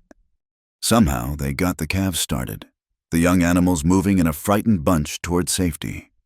Rose rode drag, swaying in the saddle, her world telescoping to the simple task of staying mounted. The journey back seemed endless. Once, she nearly fell, saved only by Orchid's quick adjustment beneath her. The mare seemed to understand, moving more carefully, compensating for her rider's weakness. Then blessed warmth and light the barn looming out of the white. Hands reached up to help her down, voices exclaiming over the blood on her coat. Just a graze, Rose insisted, though her legs buckled when she tried to stand. Like hell, Talia said, appearing from nowhere. Get her to the house, now! Rose wanted to protest, wanted to ask about Nathaniel, about the gunfight, but darkness was creeping in from the edges of her vision. The last thing she heard was Orchid's whinny, high and worried, as they carried her away. She woke to lamplight and the sound of low voices. Every breath hurt, but it was a clean pain, not the spreading fire of serious damage. Bandages wrapped her ribs. Unlucky. Someone was saying, "Doc Cartwright from town, inch to the right and we'd be having a different conversation." "She saved 30 head, another voice said. "Tom held off 4 men by herself till we could get the calves clear." Rose tried to speak, managed only a croak. Immediately, Talia's face appeared above her. "Water?" Rose nodded, accepting small sips from the offered cup. "Nathaniel, fighting's done.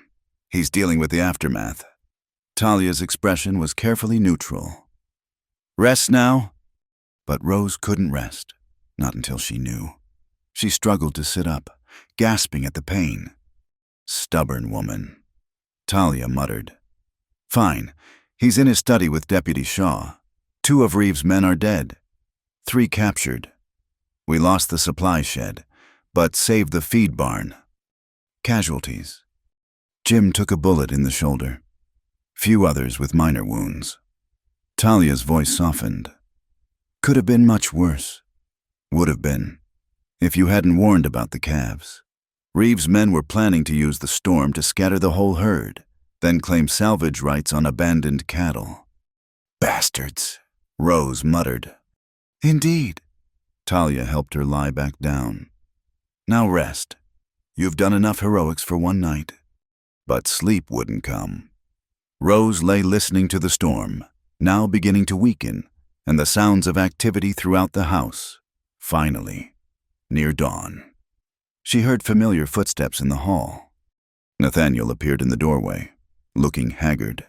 His clothes were torn and blood-stained. Not all his blood, from the look of it. "You should be sleeping," he said. "So should you." He entered the room, moving stiffly, up close. Rose could see a gash on his cheekbone, bruises already forming on his jaw. "Talia says you held off 4 men," he said quietly. "I had help, and Orchid."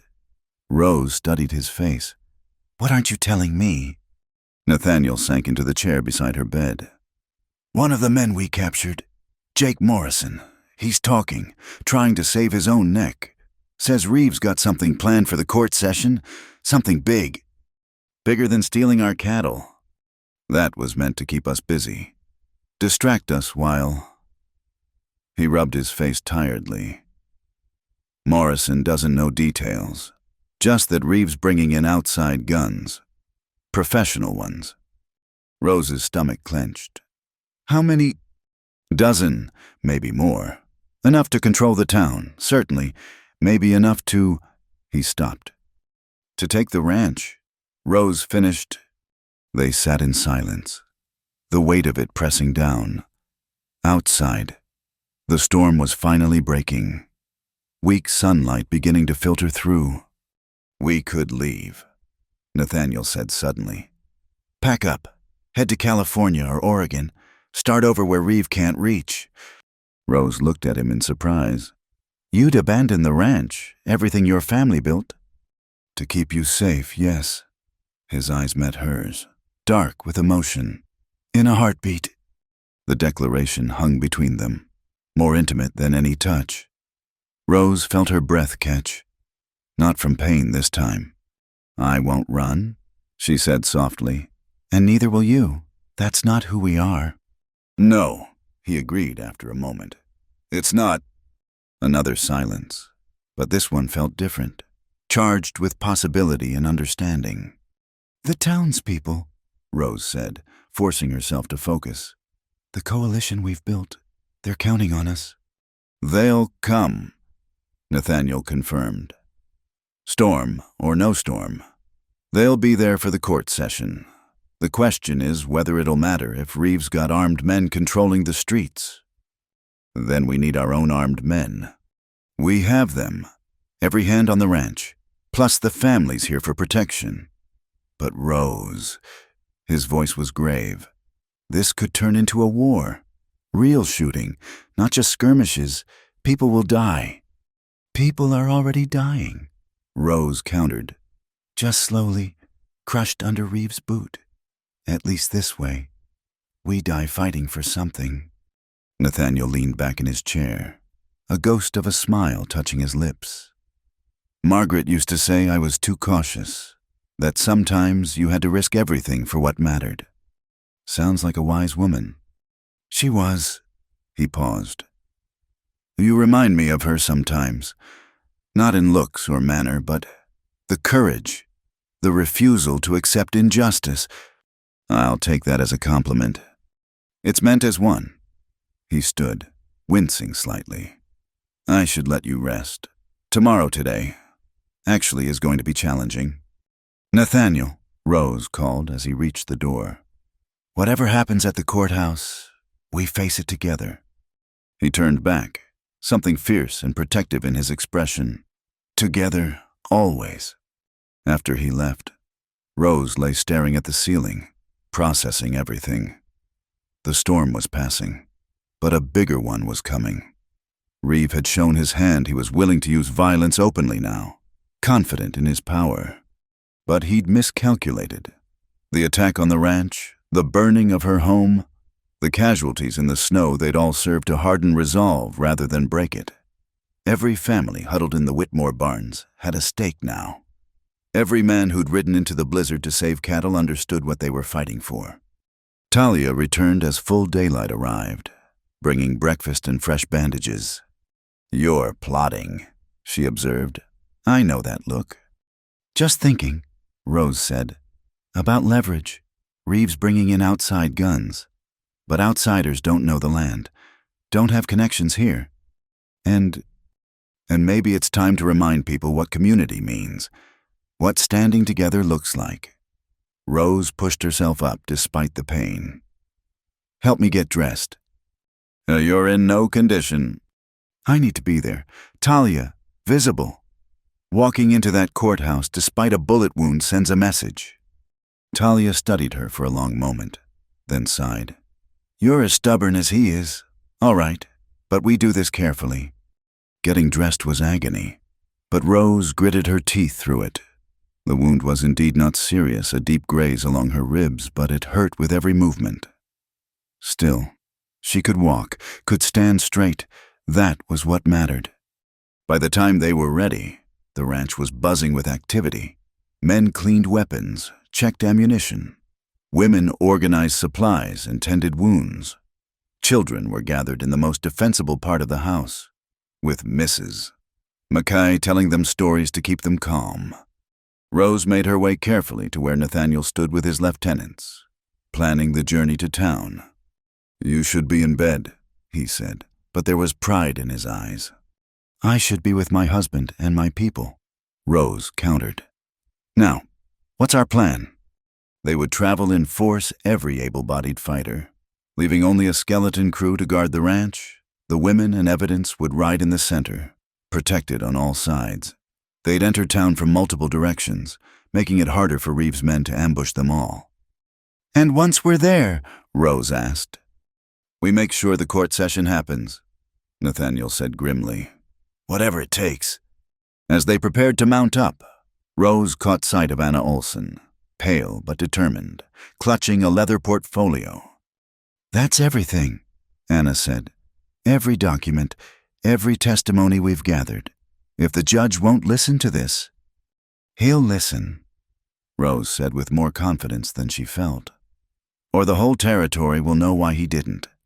The sun was fully up now, revealing a world transformed by the storm. Drifts rose higher than a horse's head in places, while other spots were scoured clean. It would be a difficult ride, but Rose had never shied away from difficult. As they formed up, Rose on Orchid, despite protests about her injury, she felt a fierce pride. These people, ranchers and farmers, wives and daughters, had found their courage. Win or lose, they wouldn't go quietly into Reeves' night. Ready? Nathaniel asked, pulling his horse alongside hers.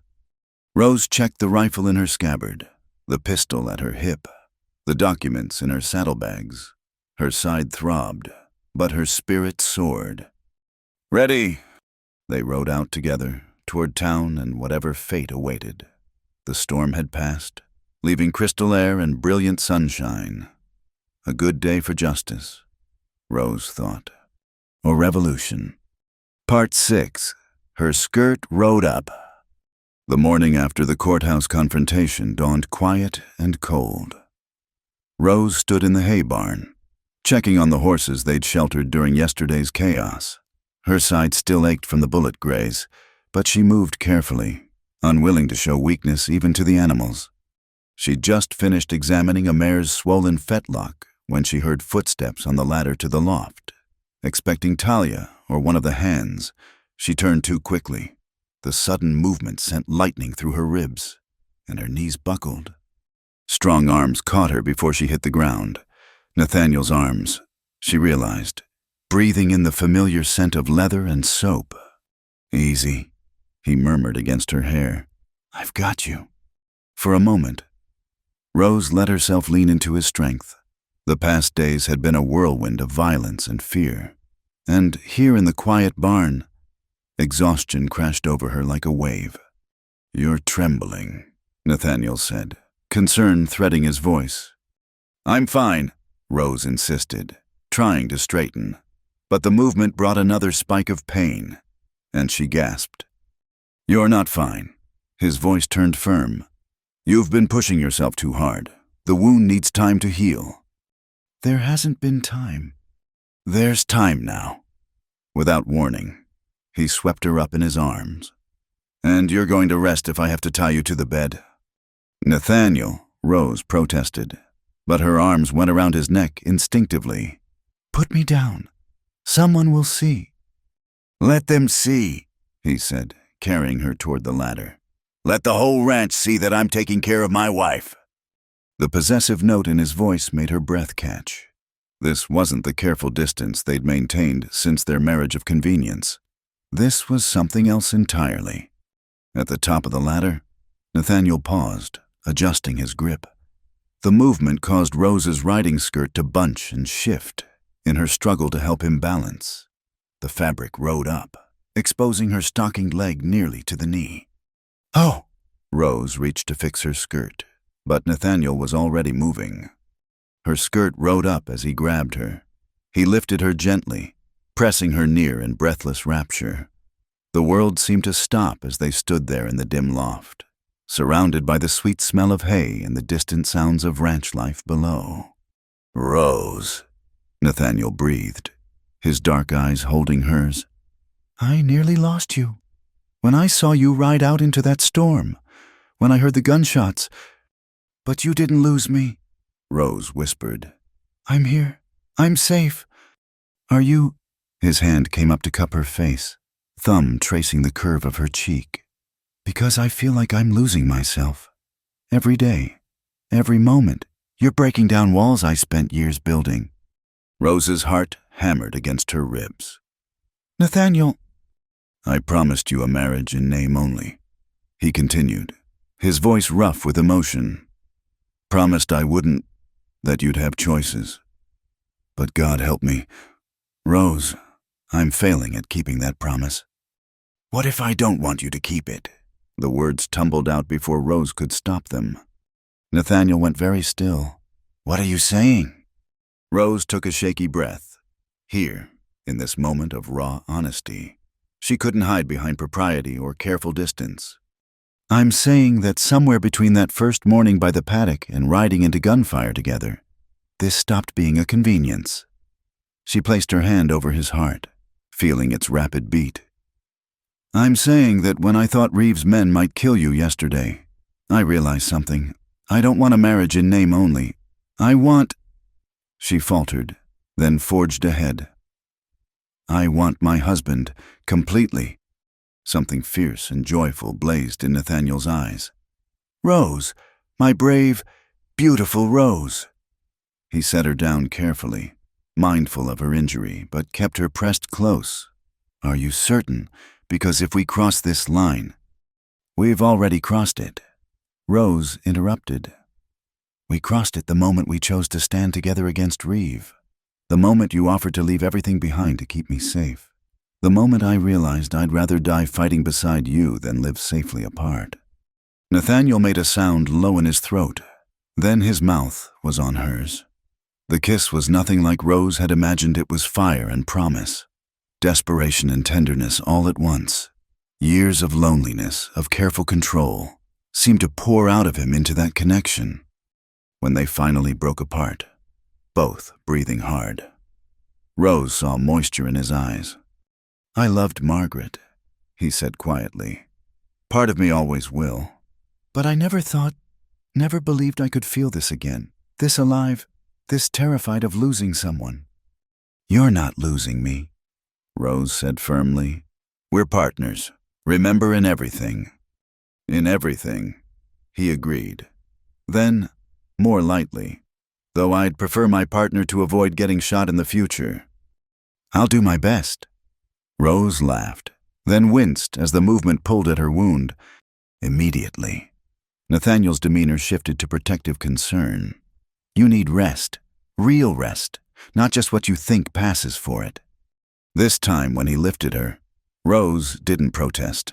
She let him carry her down from the loft and across the yard to the house, not caring who saw or what they thought. Let them see that the business arrangement had become something real. Let them see that love could grow even in the harsh soil of necessity. In her room, their room now, Rose realized with a thrill Nathaniel set her down gently on the bed. "Sleep," he commanded. "I'll have Talia bring up some food later." "Stay," Rose said, catching his hand. "Just for a while." He shouldn't. There was work to be done. The aftermath of yesterday's violence to manage. But Nathaniel sat on the edge of the bed, their hands linked. "Tell me about the roses," Rose said. "The ones you're planning for the East Garden." A smile softened his features. "I was thinking climbers along the wall, maybe some tea roses by the bench, colors that would remind you of home, but—" He squeezed her hand. "But that would be ours. New memories to overlay the old." "I'd like that," Rose said softly. "New memories." They talked quietly as the morning sun climbed higher about gardens and horses, about the future they were building together, about the community that had stood with them against Reeves' tyranny and won. "The federal marshal will be here within the week," Nathaniel said, "with what we've documented, what Anna and the others testified to. Reeve won't escape justice this time. And then we rebuild, help the families he's wronged get back on their feet. Make this valley what it should be, a place where people can prosper without fear." "Together," Rose said, her eyes growing heavy despite her efforts to stay awake. "Together," Nathaniel agreed. He leaned down to kiss her forehead. "Sleep now. I'll be here when you wake." As Rose drifted off to sleep, she thought about how much had changed since that desperate morning when her father had brought her to Whitmore Ranch. She'd arrived as a refugee, bartered to save her family from a predator, but she'd found so much more than safety. She'd found a partner who respected her strength and supported her battles, a community of women who'd learned to stand together, a love that had grown not from romance but from shared purpose and mutual trust. And Nathaniel, her careful, wounded husband who'd locked his heart away, had found something too, the courage to risk loving again, the strength that came from standing with others instead of apart, a future bright with possibility instead of shadowed by the past. When she woke hours later, the afternoon sun slanting through the windows, Nathaniel was still there. He'd pulled a chair close to the bed and was reading from one of his agricultural journals, but he looked up immediately when she stirred. "Better?" he asked. "Much." Rose stretched carefully. The pain in her side had faded to a dull ache. "Any news?" "Deputy Shaw sent word. They've got Reeves secured, and Judge Morrison has officially recused himself pending investigation. The territorial governor is sending a replacement." Nathaniel's smile held deep satisfaction. "It's over. Rose, we won." "We survived," Rose corrected. "Winning will be what we build from here." Spoken like a true rancher's wife. He set aside his journal and moved to sit beside her on the bed. "About that." "Yes." I know we started this arrangement under duress. You had no real choice, and I've never forgotten that." He took her hands in his. "So, I'm asking now. With Reeve defeated and your father safe, will you stay? Not because you have to, but because you want to." Rose looked at this man who'd become everything to her, who'd taught her to ride Orchid and trust again, who'd stood with her against violence and corruption, who'd offered her partnership and found love. "I'll stay," she said simply, "for all the days we have, because I can't imagine being anywhere else, with anyone else." "Thank God," Nathaniel breathed, and kissed her again. This kiss was different from the desperate connection in the barn. This was a promise, slow and sure, a claiming and a yielding, a beginning. When Talia knocked with the dinner tray, she found them sitting together on the bed, Rose reading aloud from a book of poetry while Nathaniel braided her long auburn hair. The Irish woman's knowing smile said she wasn't surprised by the development. "About time," she said, setting down the tray. "The whole ranch has been taking bets on when you two would figure it out." "And who won?" Nathaniel asked, unperturbed. "Carlos. He said it would take a bullet to knock sense into you both." Talia winked at Rose. "Man knows his horses and his people. Apparently." After she left, Rose and Nathaniel shared the meal, the simple domesticity of it filling Rose with warmth. This was what she'd wanted without knowing it, not just passion, though that spark certainly burned between them now, but partnership in all things.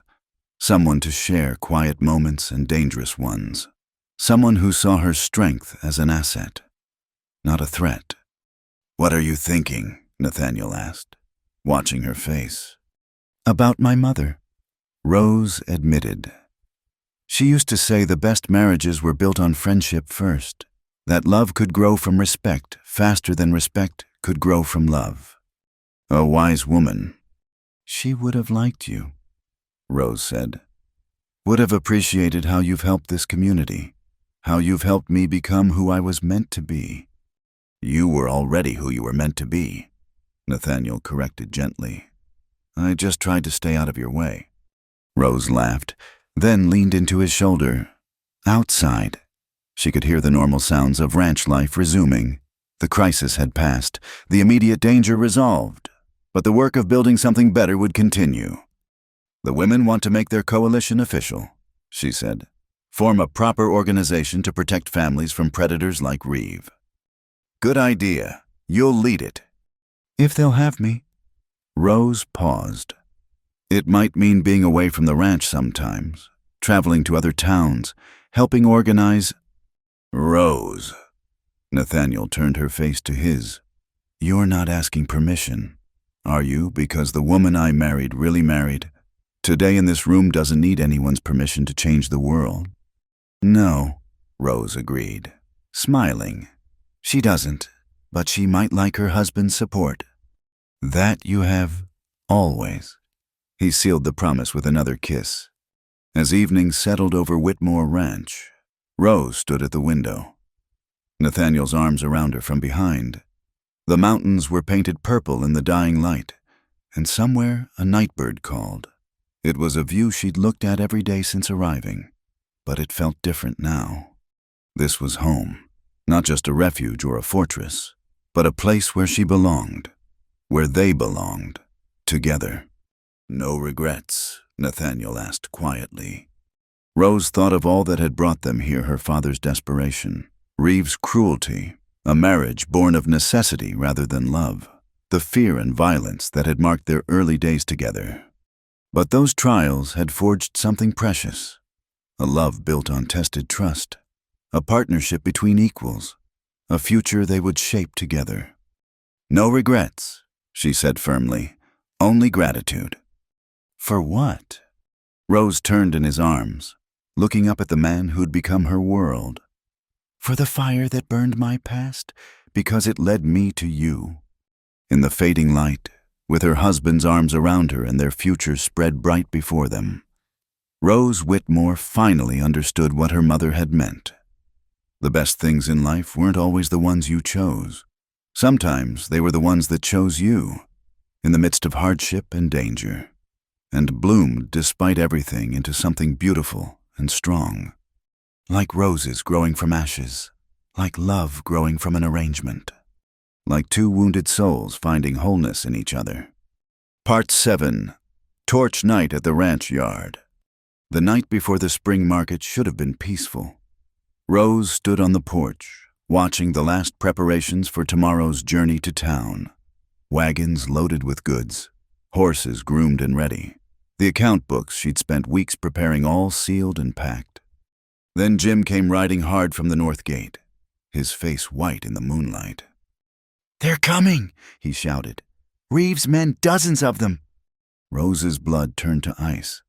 Silas Reeve was supposed to be in custody, awaiting transport to federal prison. But even from behind bars, his reach extended far. "How many?" Nathaniel appeared beside her, already armed. 15, maybe 20. Saw the torches from the ridge? Jim slid from his horse. "They'll be here within the hour." "Torches," Rose breathed. Fire, always Reeves' weapon of choice. Nathaniel was already moving, calling orders. "Ring the bell, everyone, to defensive positions. Women and children to the main house." But Rose caught his arm. "No, not this time." He turned, and she saw her own determination reflected in his eyes. "We're not hiding," she continued. "The women have trained for this. We've planned for this." For weeks after Reeves' arrest, they'd known his men might seek revenge. Rose had worked with the ranch women and those from town who'd stayed on, teaching them to shoot, to coordinate, to defend what was theirs. "Rose." "Trust me," she said. "Trust us." A moment's hesitation. Then Nathaniel nodded. "What do you need?" "Send Talia to organize the women. Have Carlos bring up the extra ammunition from the cellar." Rose's mind raced through their preparations. "And ring that bell. Let every ally within hearing know tonight we make our stand." Within minutes, the ranch transformed into organized chaos. Men took positions behind water troughs and wagons arranged as barriers. But alongside them, women emerged from the house armed with rifles, pistols, and grim determination. "Never thought I'd see the day," Patrick said, appearing at Rose's elbow. His burned arm was still bandaged, but he carried his shotgun in his good hand. "My daughter, leading an army." "Just protecting what's ours, Pa." He studied her face in the lamplight. "Your mother would be so proud. Scared as hell, but proud."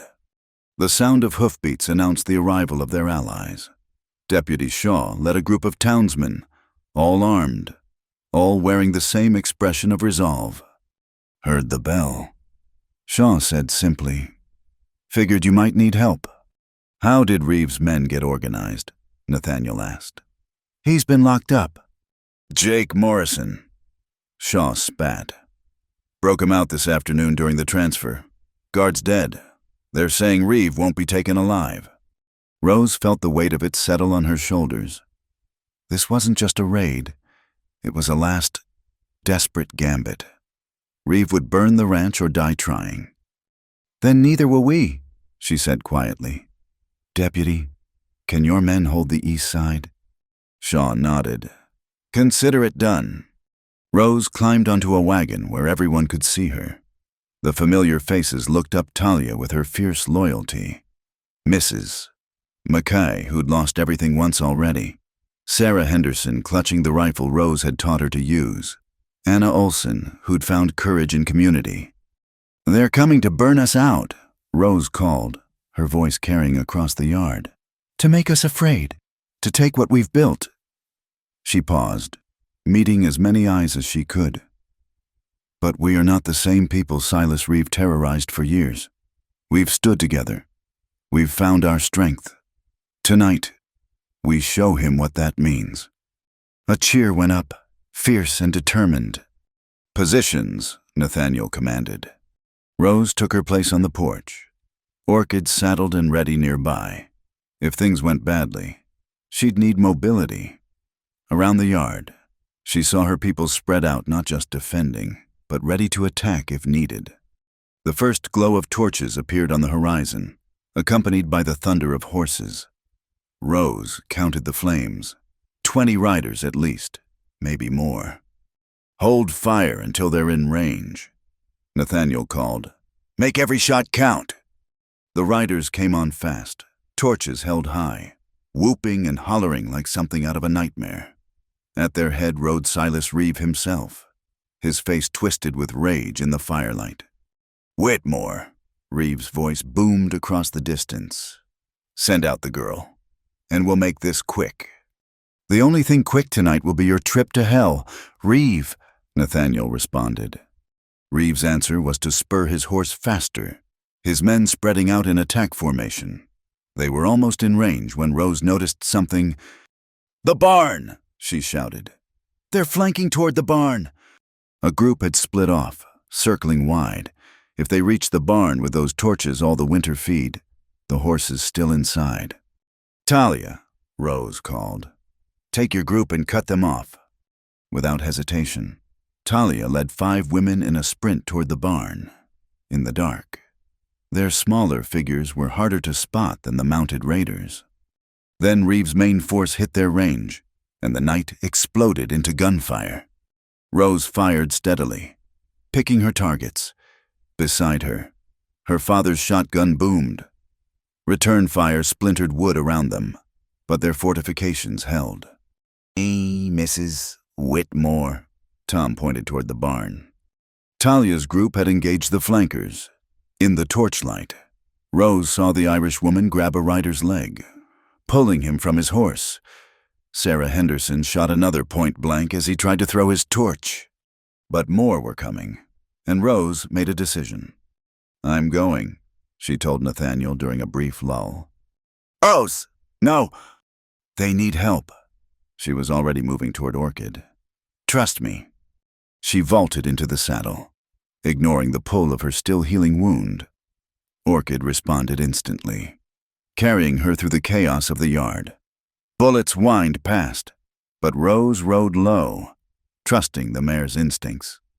"Behind you!" someone screamed.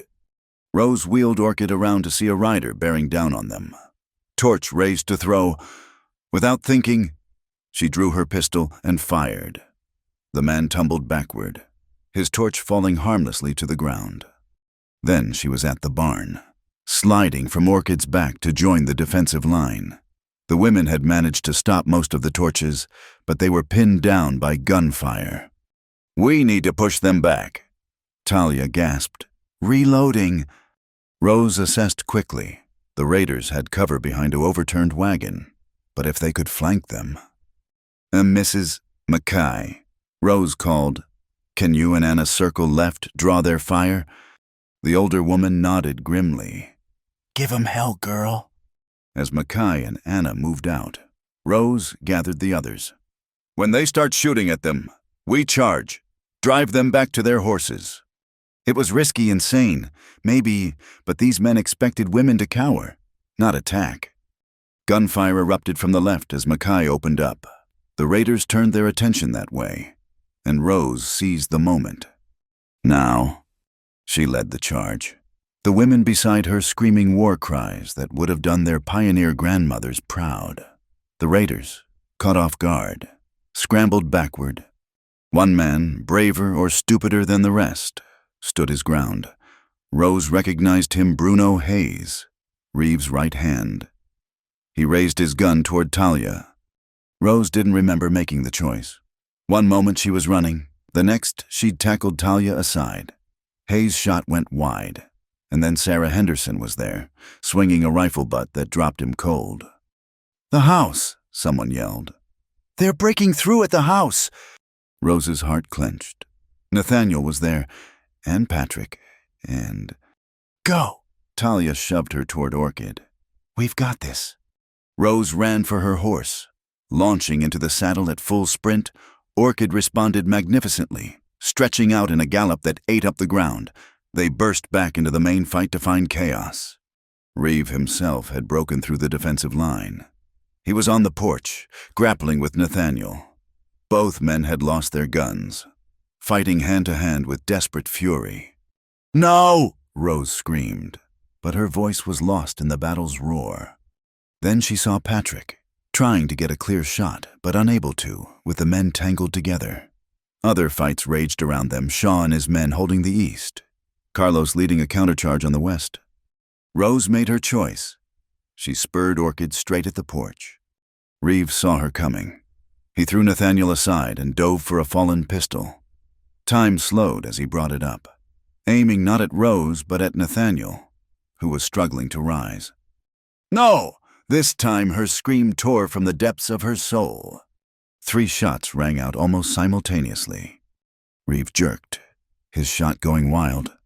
Behind him, Patrick stood with smoking shotgun. From the other side, Deputy Shaw had fired as well, and Rose's own pistol was empty in her hand, though she didn't remember pulling the trigger. Silas Reeve looked down at his chest, surprise replacing rage on his face. Then he toppled backward, the gun falling from nerveless fingers. For a moment, the entire battle seemed to pause. Then someone shouted, "Reeves down! Reeves dead!" The fight went out of his men like air from a punctured bellows. Some threw down their weapons immediately. Others tried to flee, only to find their retreat cut off by the townsmen Shaw had positioned. "Surrender or die," Nathaniel roared. On his feet now, though blood ran down his face. "Your choice." One by one, weapons hit the ground. The night that had exploded in violence suddenly fell quiet, except for the moans of the wounded and the crackle of a few small fires quickly doused. Rose slid from Orchid's back, her legs shaky. Nathaniel met her halfway, catching her in an embrace that spoke of terror and relief and 1,000 words they didn't have breath for. "You magnificent fool," he whispered against her hair. "Charging into gunfire like that. Learned from the best," she whispered back. Around them, their people emerged from cover, casualties on both sides, but fewer than Rose had feared. The women from the barn returned triumphant, not a single torch having reached its target. We did it! Talia breathed, disbelief in her voice. We actually did it. Together, Rose said, loud enough for all to hear. We did it together. Deputy Shaw approached, holstering his weapon. "I'll need statements from everyone, but as far as I'm concerned, this was clear self-defense. Reeve came here to murder and burn. He got what he deserved." Rose looked down at Reeve's body, feeling nothing but exhaustion. The man who'd terrorized the valley for so long. Reduced to this, all his schemes, his cruelty, his power ended by a community that refused to bow. What happens now? Someone asked. Nathaniel stepped forward, still bloody but unbowed. "Now we rebuild, without fear, without looking over our shoulders." He found Rose's hand. "The Whitmore Ranch stands with every family in this valley. We rise together or not at all." A cheer went up, weary but genuine. In the east, the first hint of dawn touched the sky. The spring market would go on. Rose realized. Life would go on. But it would be different now, freer, fairer, shaped by people who'd learned their own strength. "Rose." Patrick approached, his face soft with pride and sorrow. "What you did tonight, what you've become." He shook his head. "I'm sorry I couldn't protect you from this. Sorry you had to become a warrior when you should have been." "I am exactly who I'm supposed to be." Rose interrupted gently. "Where I'm supposed to be, with the people I'm supposed to stand beside." She looked around at the faces, some bruised, some tear-stained, all fierce with victory. "This is my family now. Pa, all of them." Patrick nodded, understanding in his eyes. "Then we'd better start cleaning up. Can't have the spring market seeing the ranch like this." As the sun rose fully, casting long shadows across the battlefield turned home, Rose stood with Nathaniel watching their people work together. Wounded were tended, prisoners secured, damage assessed. But there was something different in the way people moved heads higher, voices stronger. "We'll have to be vigilant," Nathaniel said quietly. "There might be others who think they can fill Reeves' place. Then they'll learn what he learned. Rose replied that this community won't be terrorized anymore, that we protect each other. He turned to study her face. No regrets. This isn't the quiet life you might have had. Rose thought of all that had brought them here: forced marriage, violence, fear transformed into courage. She thought of the women who'd stood beside her, the men who'd answered the bell's call, the love that had grown from an arrangement of necessity. I have exactly the life I want, she said firmly, with exactly the partner I need. Nathaniel's smile was like sunrise after the longest night. Partners, he agreed. In all things. As the yard filled with activity, neighbors helping neighbors, former enemies working side by side, Rose allowed herself a moment of pure satisfaction. They'd won more than a battle tonight. They'd forged a community that would stand against any threat. And at the heart of it, she and Nathaniel had found something worth any risk, a love tested by fire, a partnership sealed in trust, a future they would build together with their own hands. The torch night had come and gone, leaving not destruction but transformation in its wake. And Rose Whitmore, once a desperate girl traded to save her father's debt, stood ready to help shape whatever came next.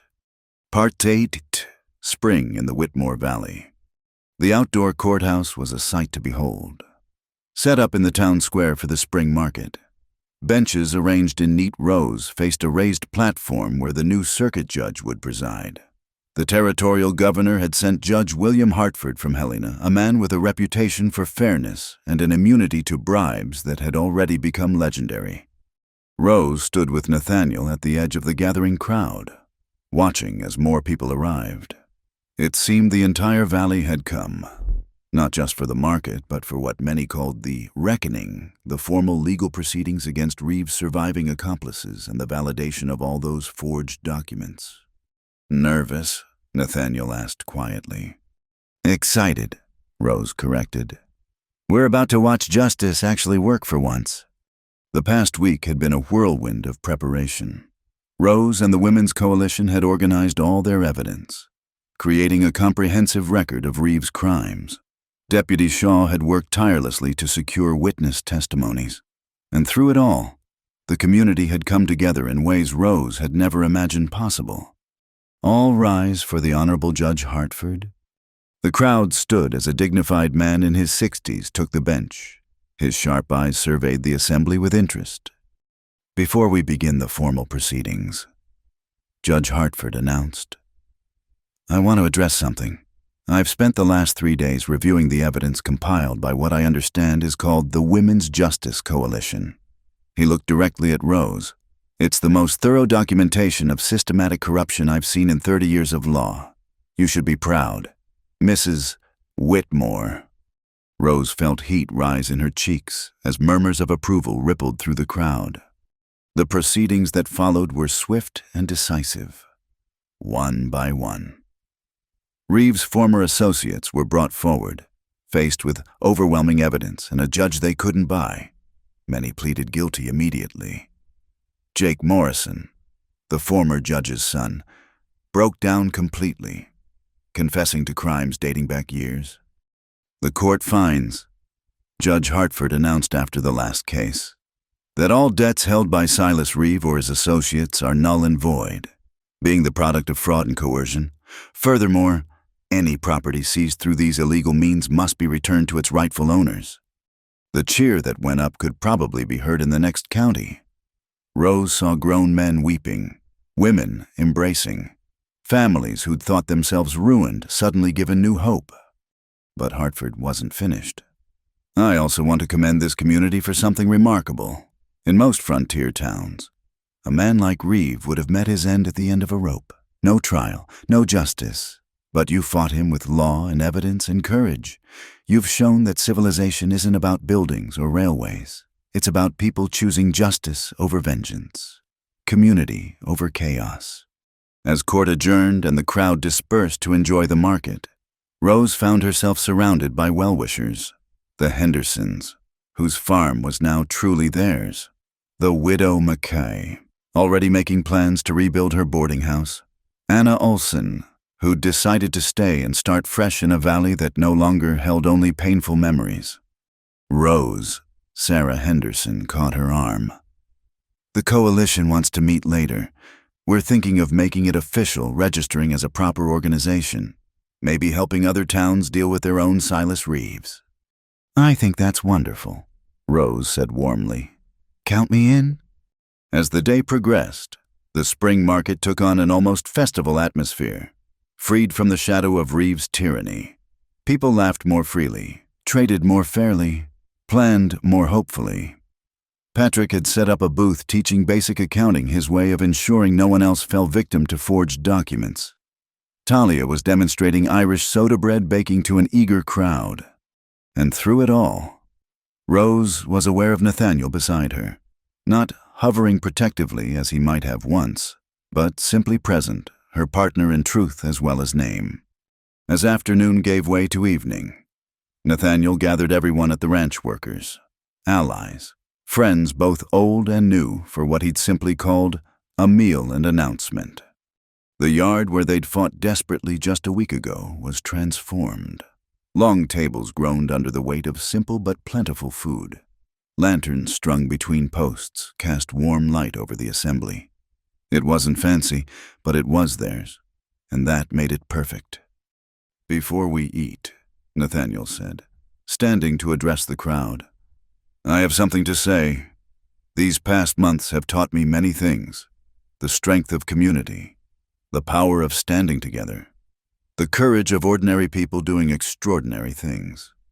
He found Rose's eyes in the crowd, "And the wisdom of unexpected partnerships." Soft laughter rippled through the gathering. "My grandfather built this ranch on the principle that prosperity means nothing if your neighbors are suffering. For too long, I forgot that. I hid behind these walls, thinking safety lay in isolation." He gestured to the assembled crowd. "You've all proven me wrong. Safety lies in connection. Prosperity lies in lifting each other up."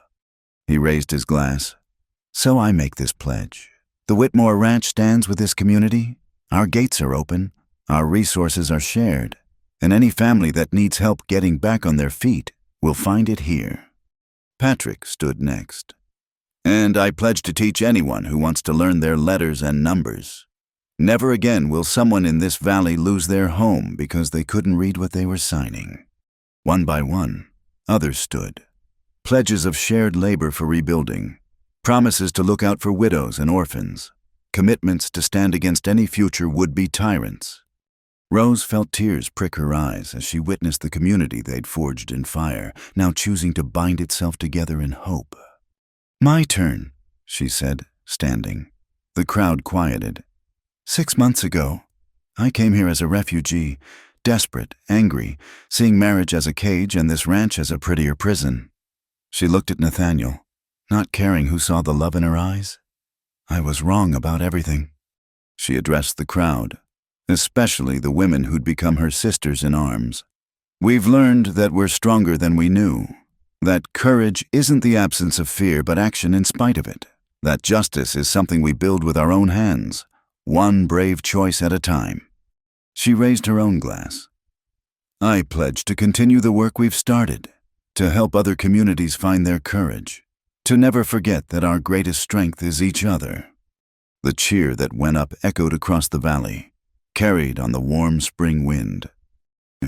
Later, as the party wound down and families began departing for home, Rose and Nathaniel found themselves alone by the corral where Orchid grazed peacefully.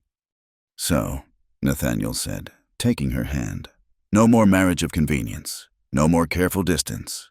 What do we do now?" Rose smiled. "Now we live. We build those rose gardens. We raise horses and children. We help our neighbors and strengthen our community." She leaned into his embrace. "We choose each other, every day, because we want to, not because we have to." "I like the sound of that," Nathaniel murmured against her hair. "Especially the part about children." Rose laughed, a free and joyous sound. "All in good time, Mr. Whitmore." They stood together in comfortable silence, watching the last wagons disappear down the road. The stars were coming out, brilliant in the clear Montana sky. Somewhere an owl called, and the normal sounds of the ranch settling for the night provided a peaceful backdrop. "Your roses," Nathaniel said suddenly. "We should plant them tomorrow. The ground's ready, and I had Carlos prepare the beds." "Tomorrow," Rose agreed. "A new beginning deserves new growth." As they walked back to the house, their house, Rose thought with a thrill that hadn't faded. She reflected on the journey that had brought them here. From ashes and desperation had grown love and community. From an arranged marriage had blossomed a true partnership. From one woman's refusal to bow had risen a movement that changed a valley. At the door, Nathaniel paused. "Rose, that first day, when you told Reeve you'd rather marry a rattlesnake, did you mean it?" Rose pretended to consider.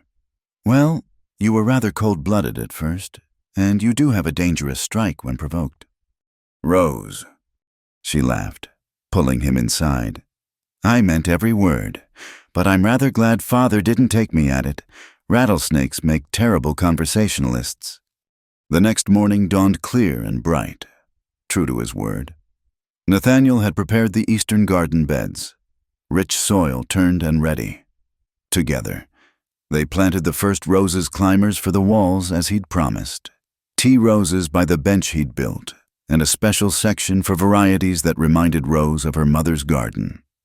As she patted soil around the last plant, Rose heard horses approaching.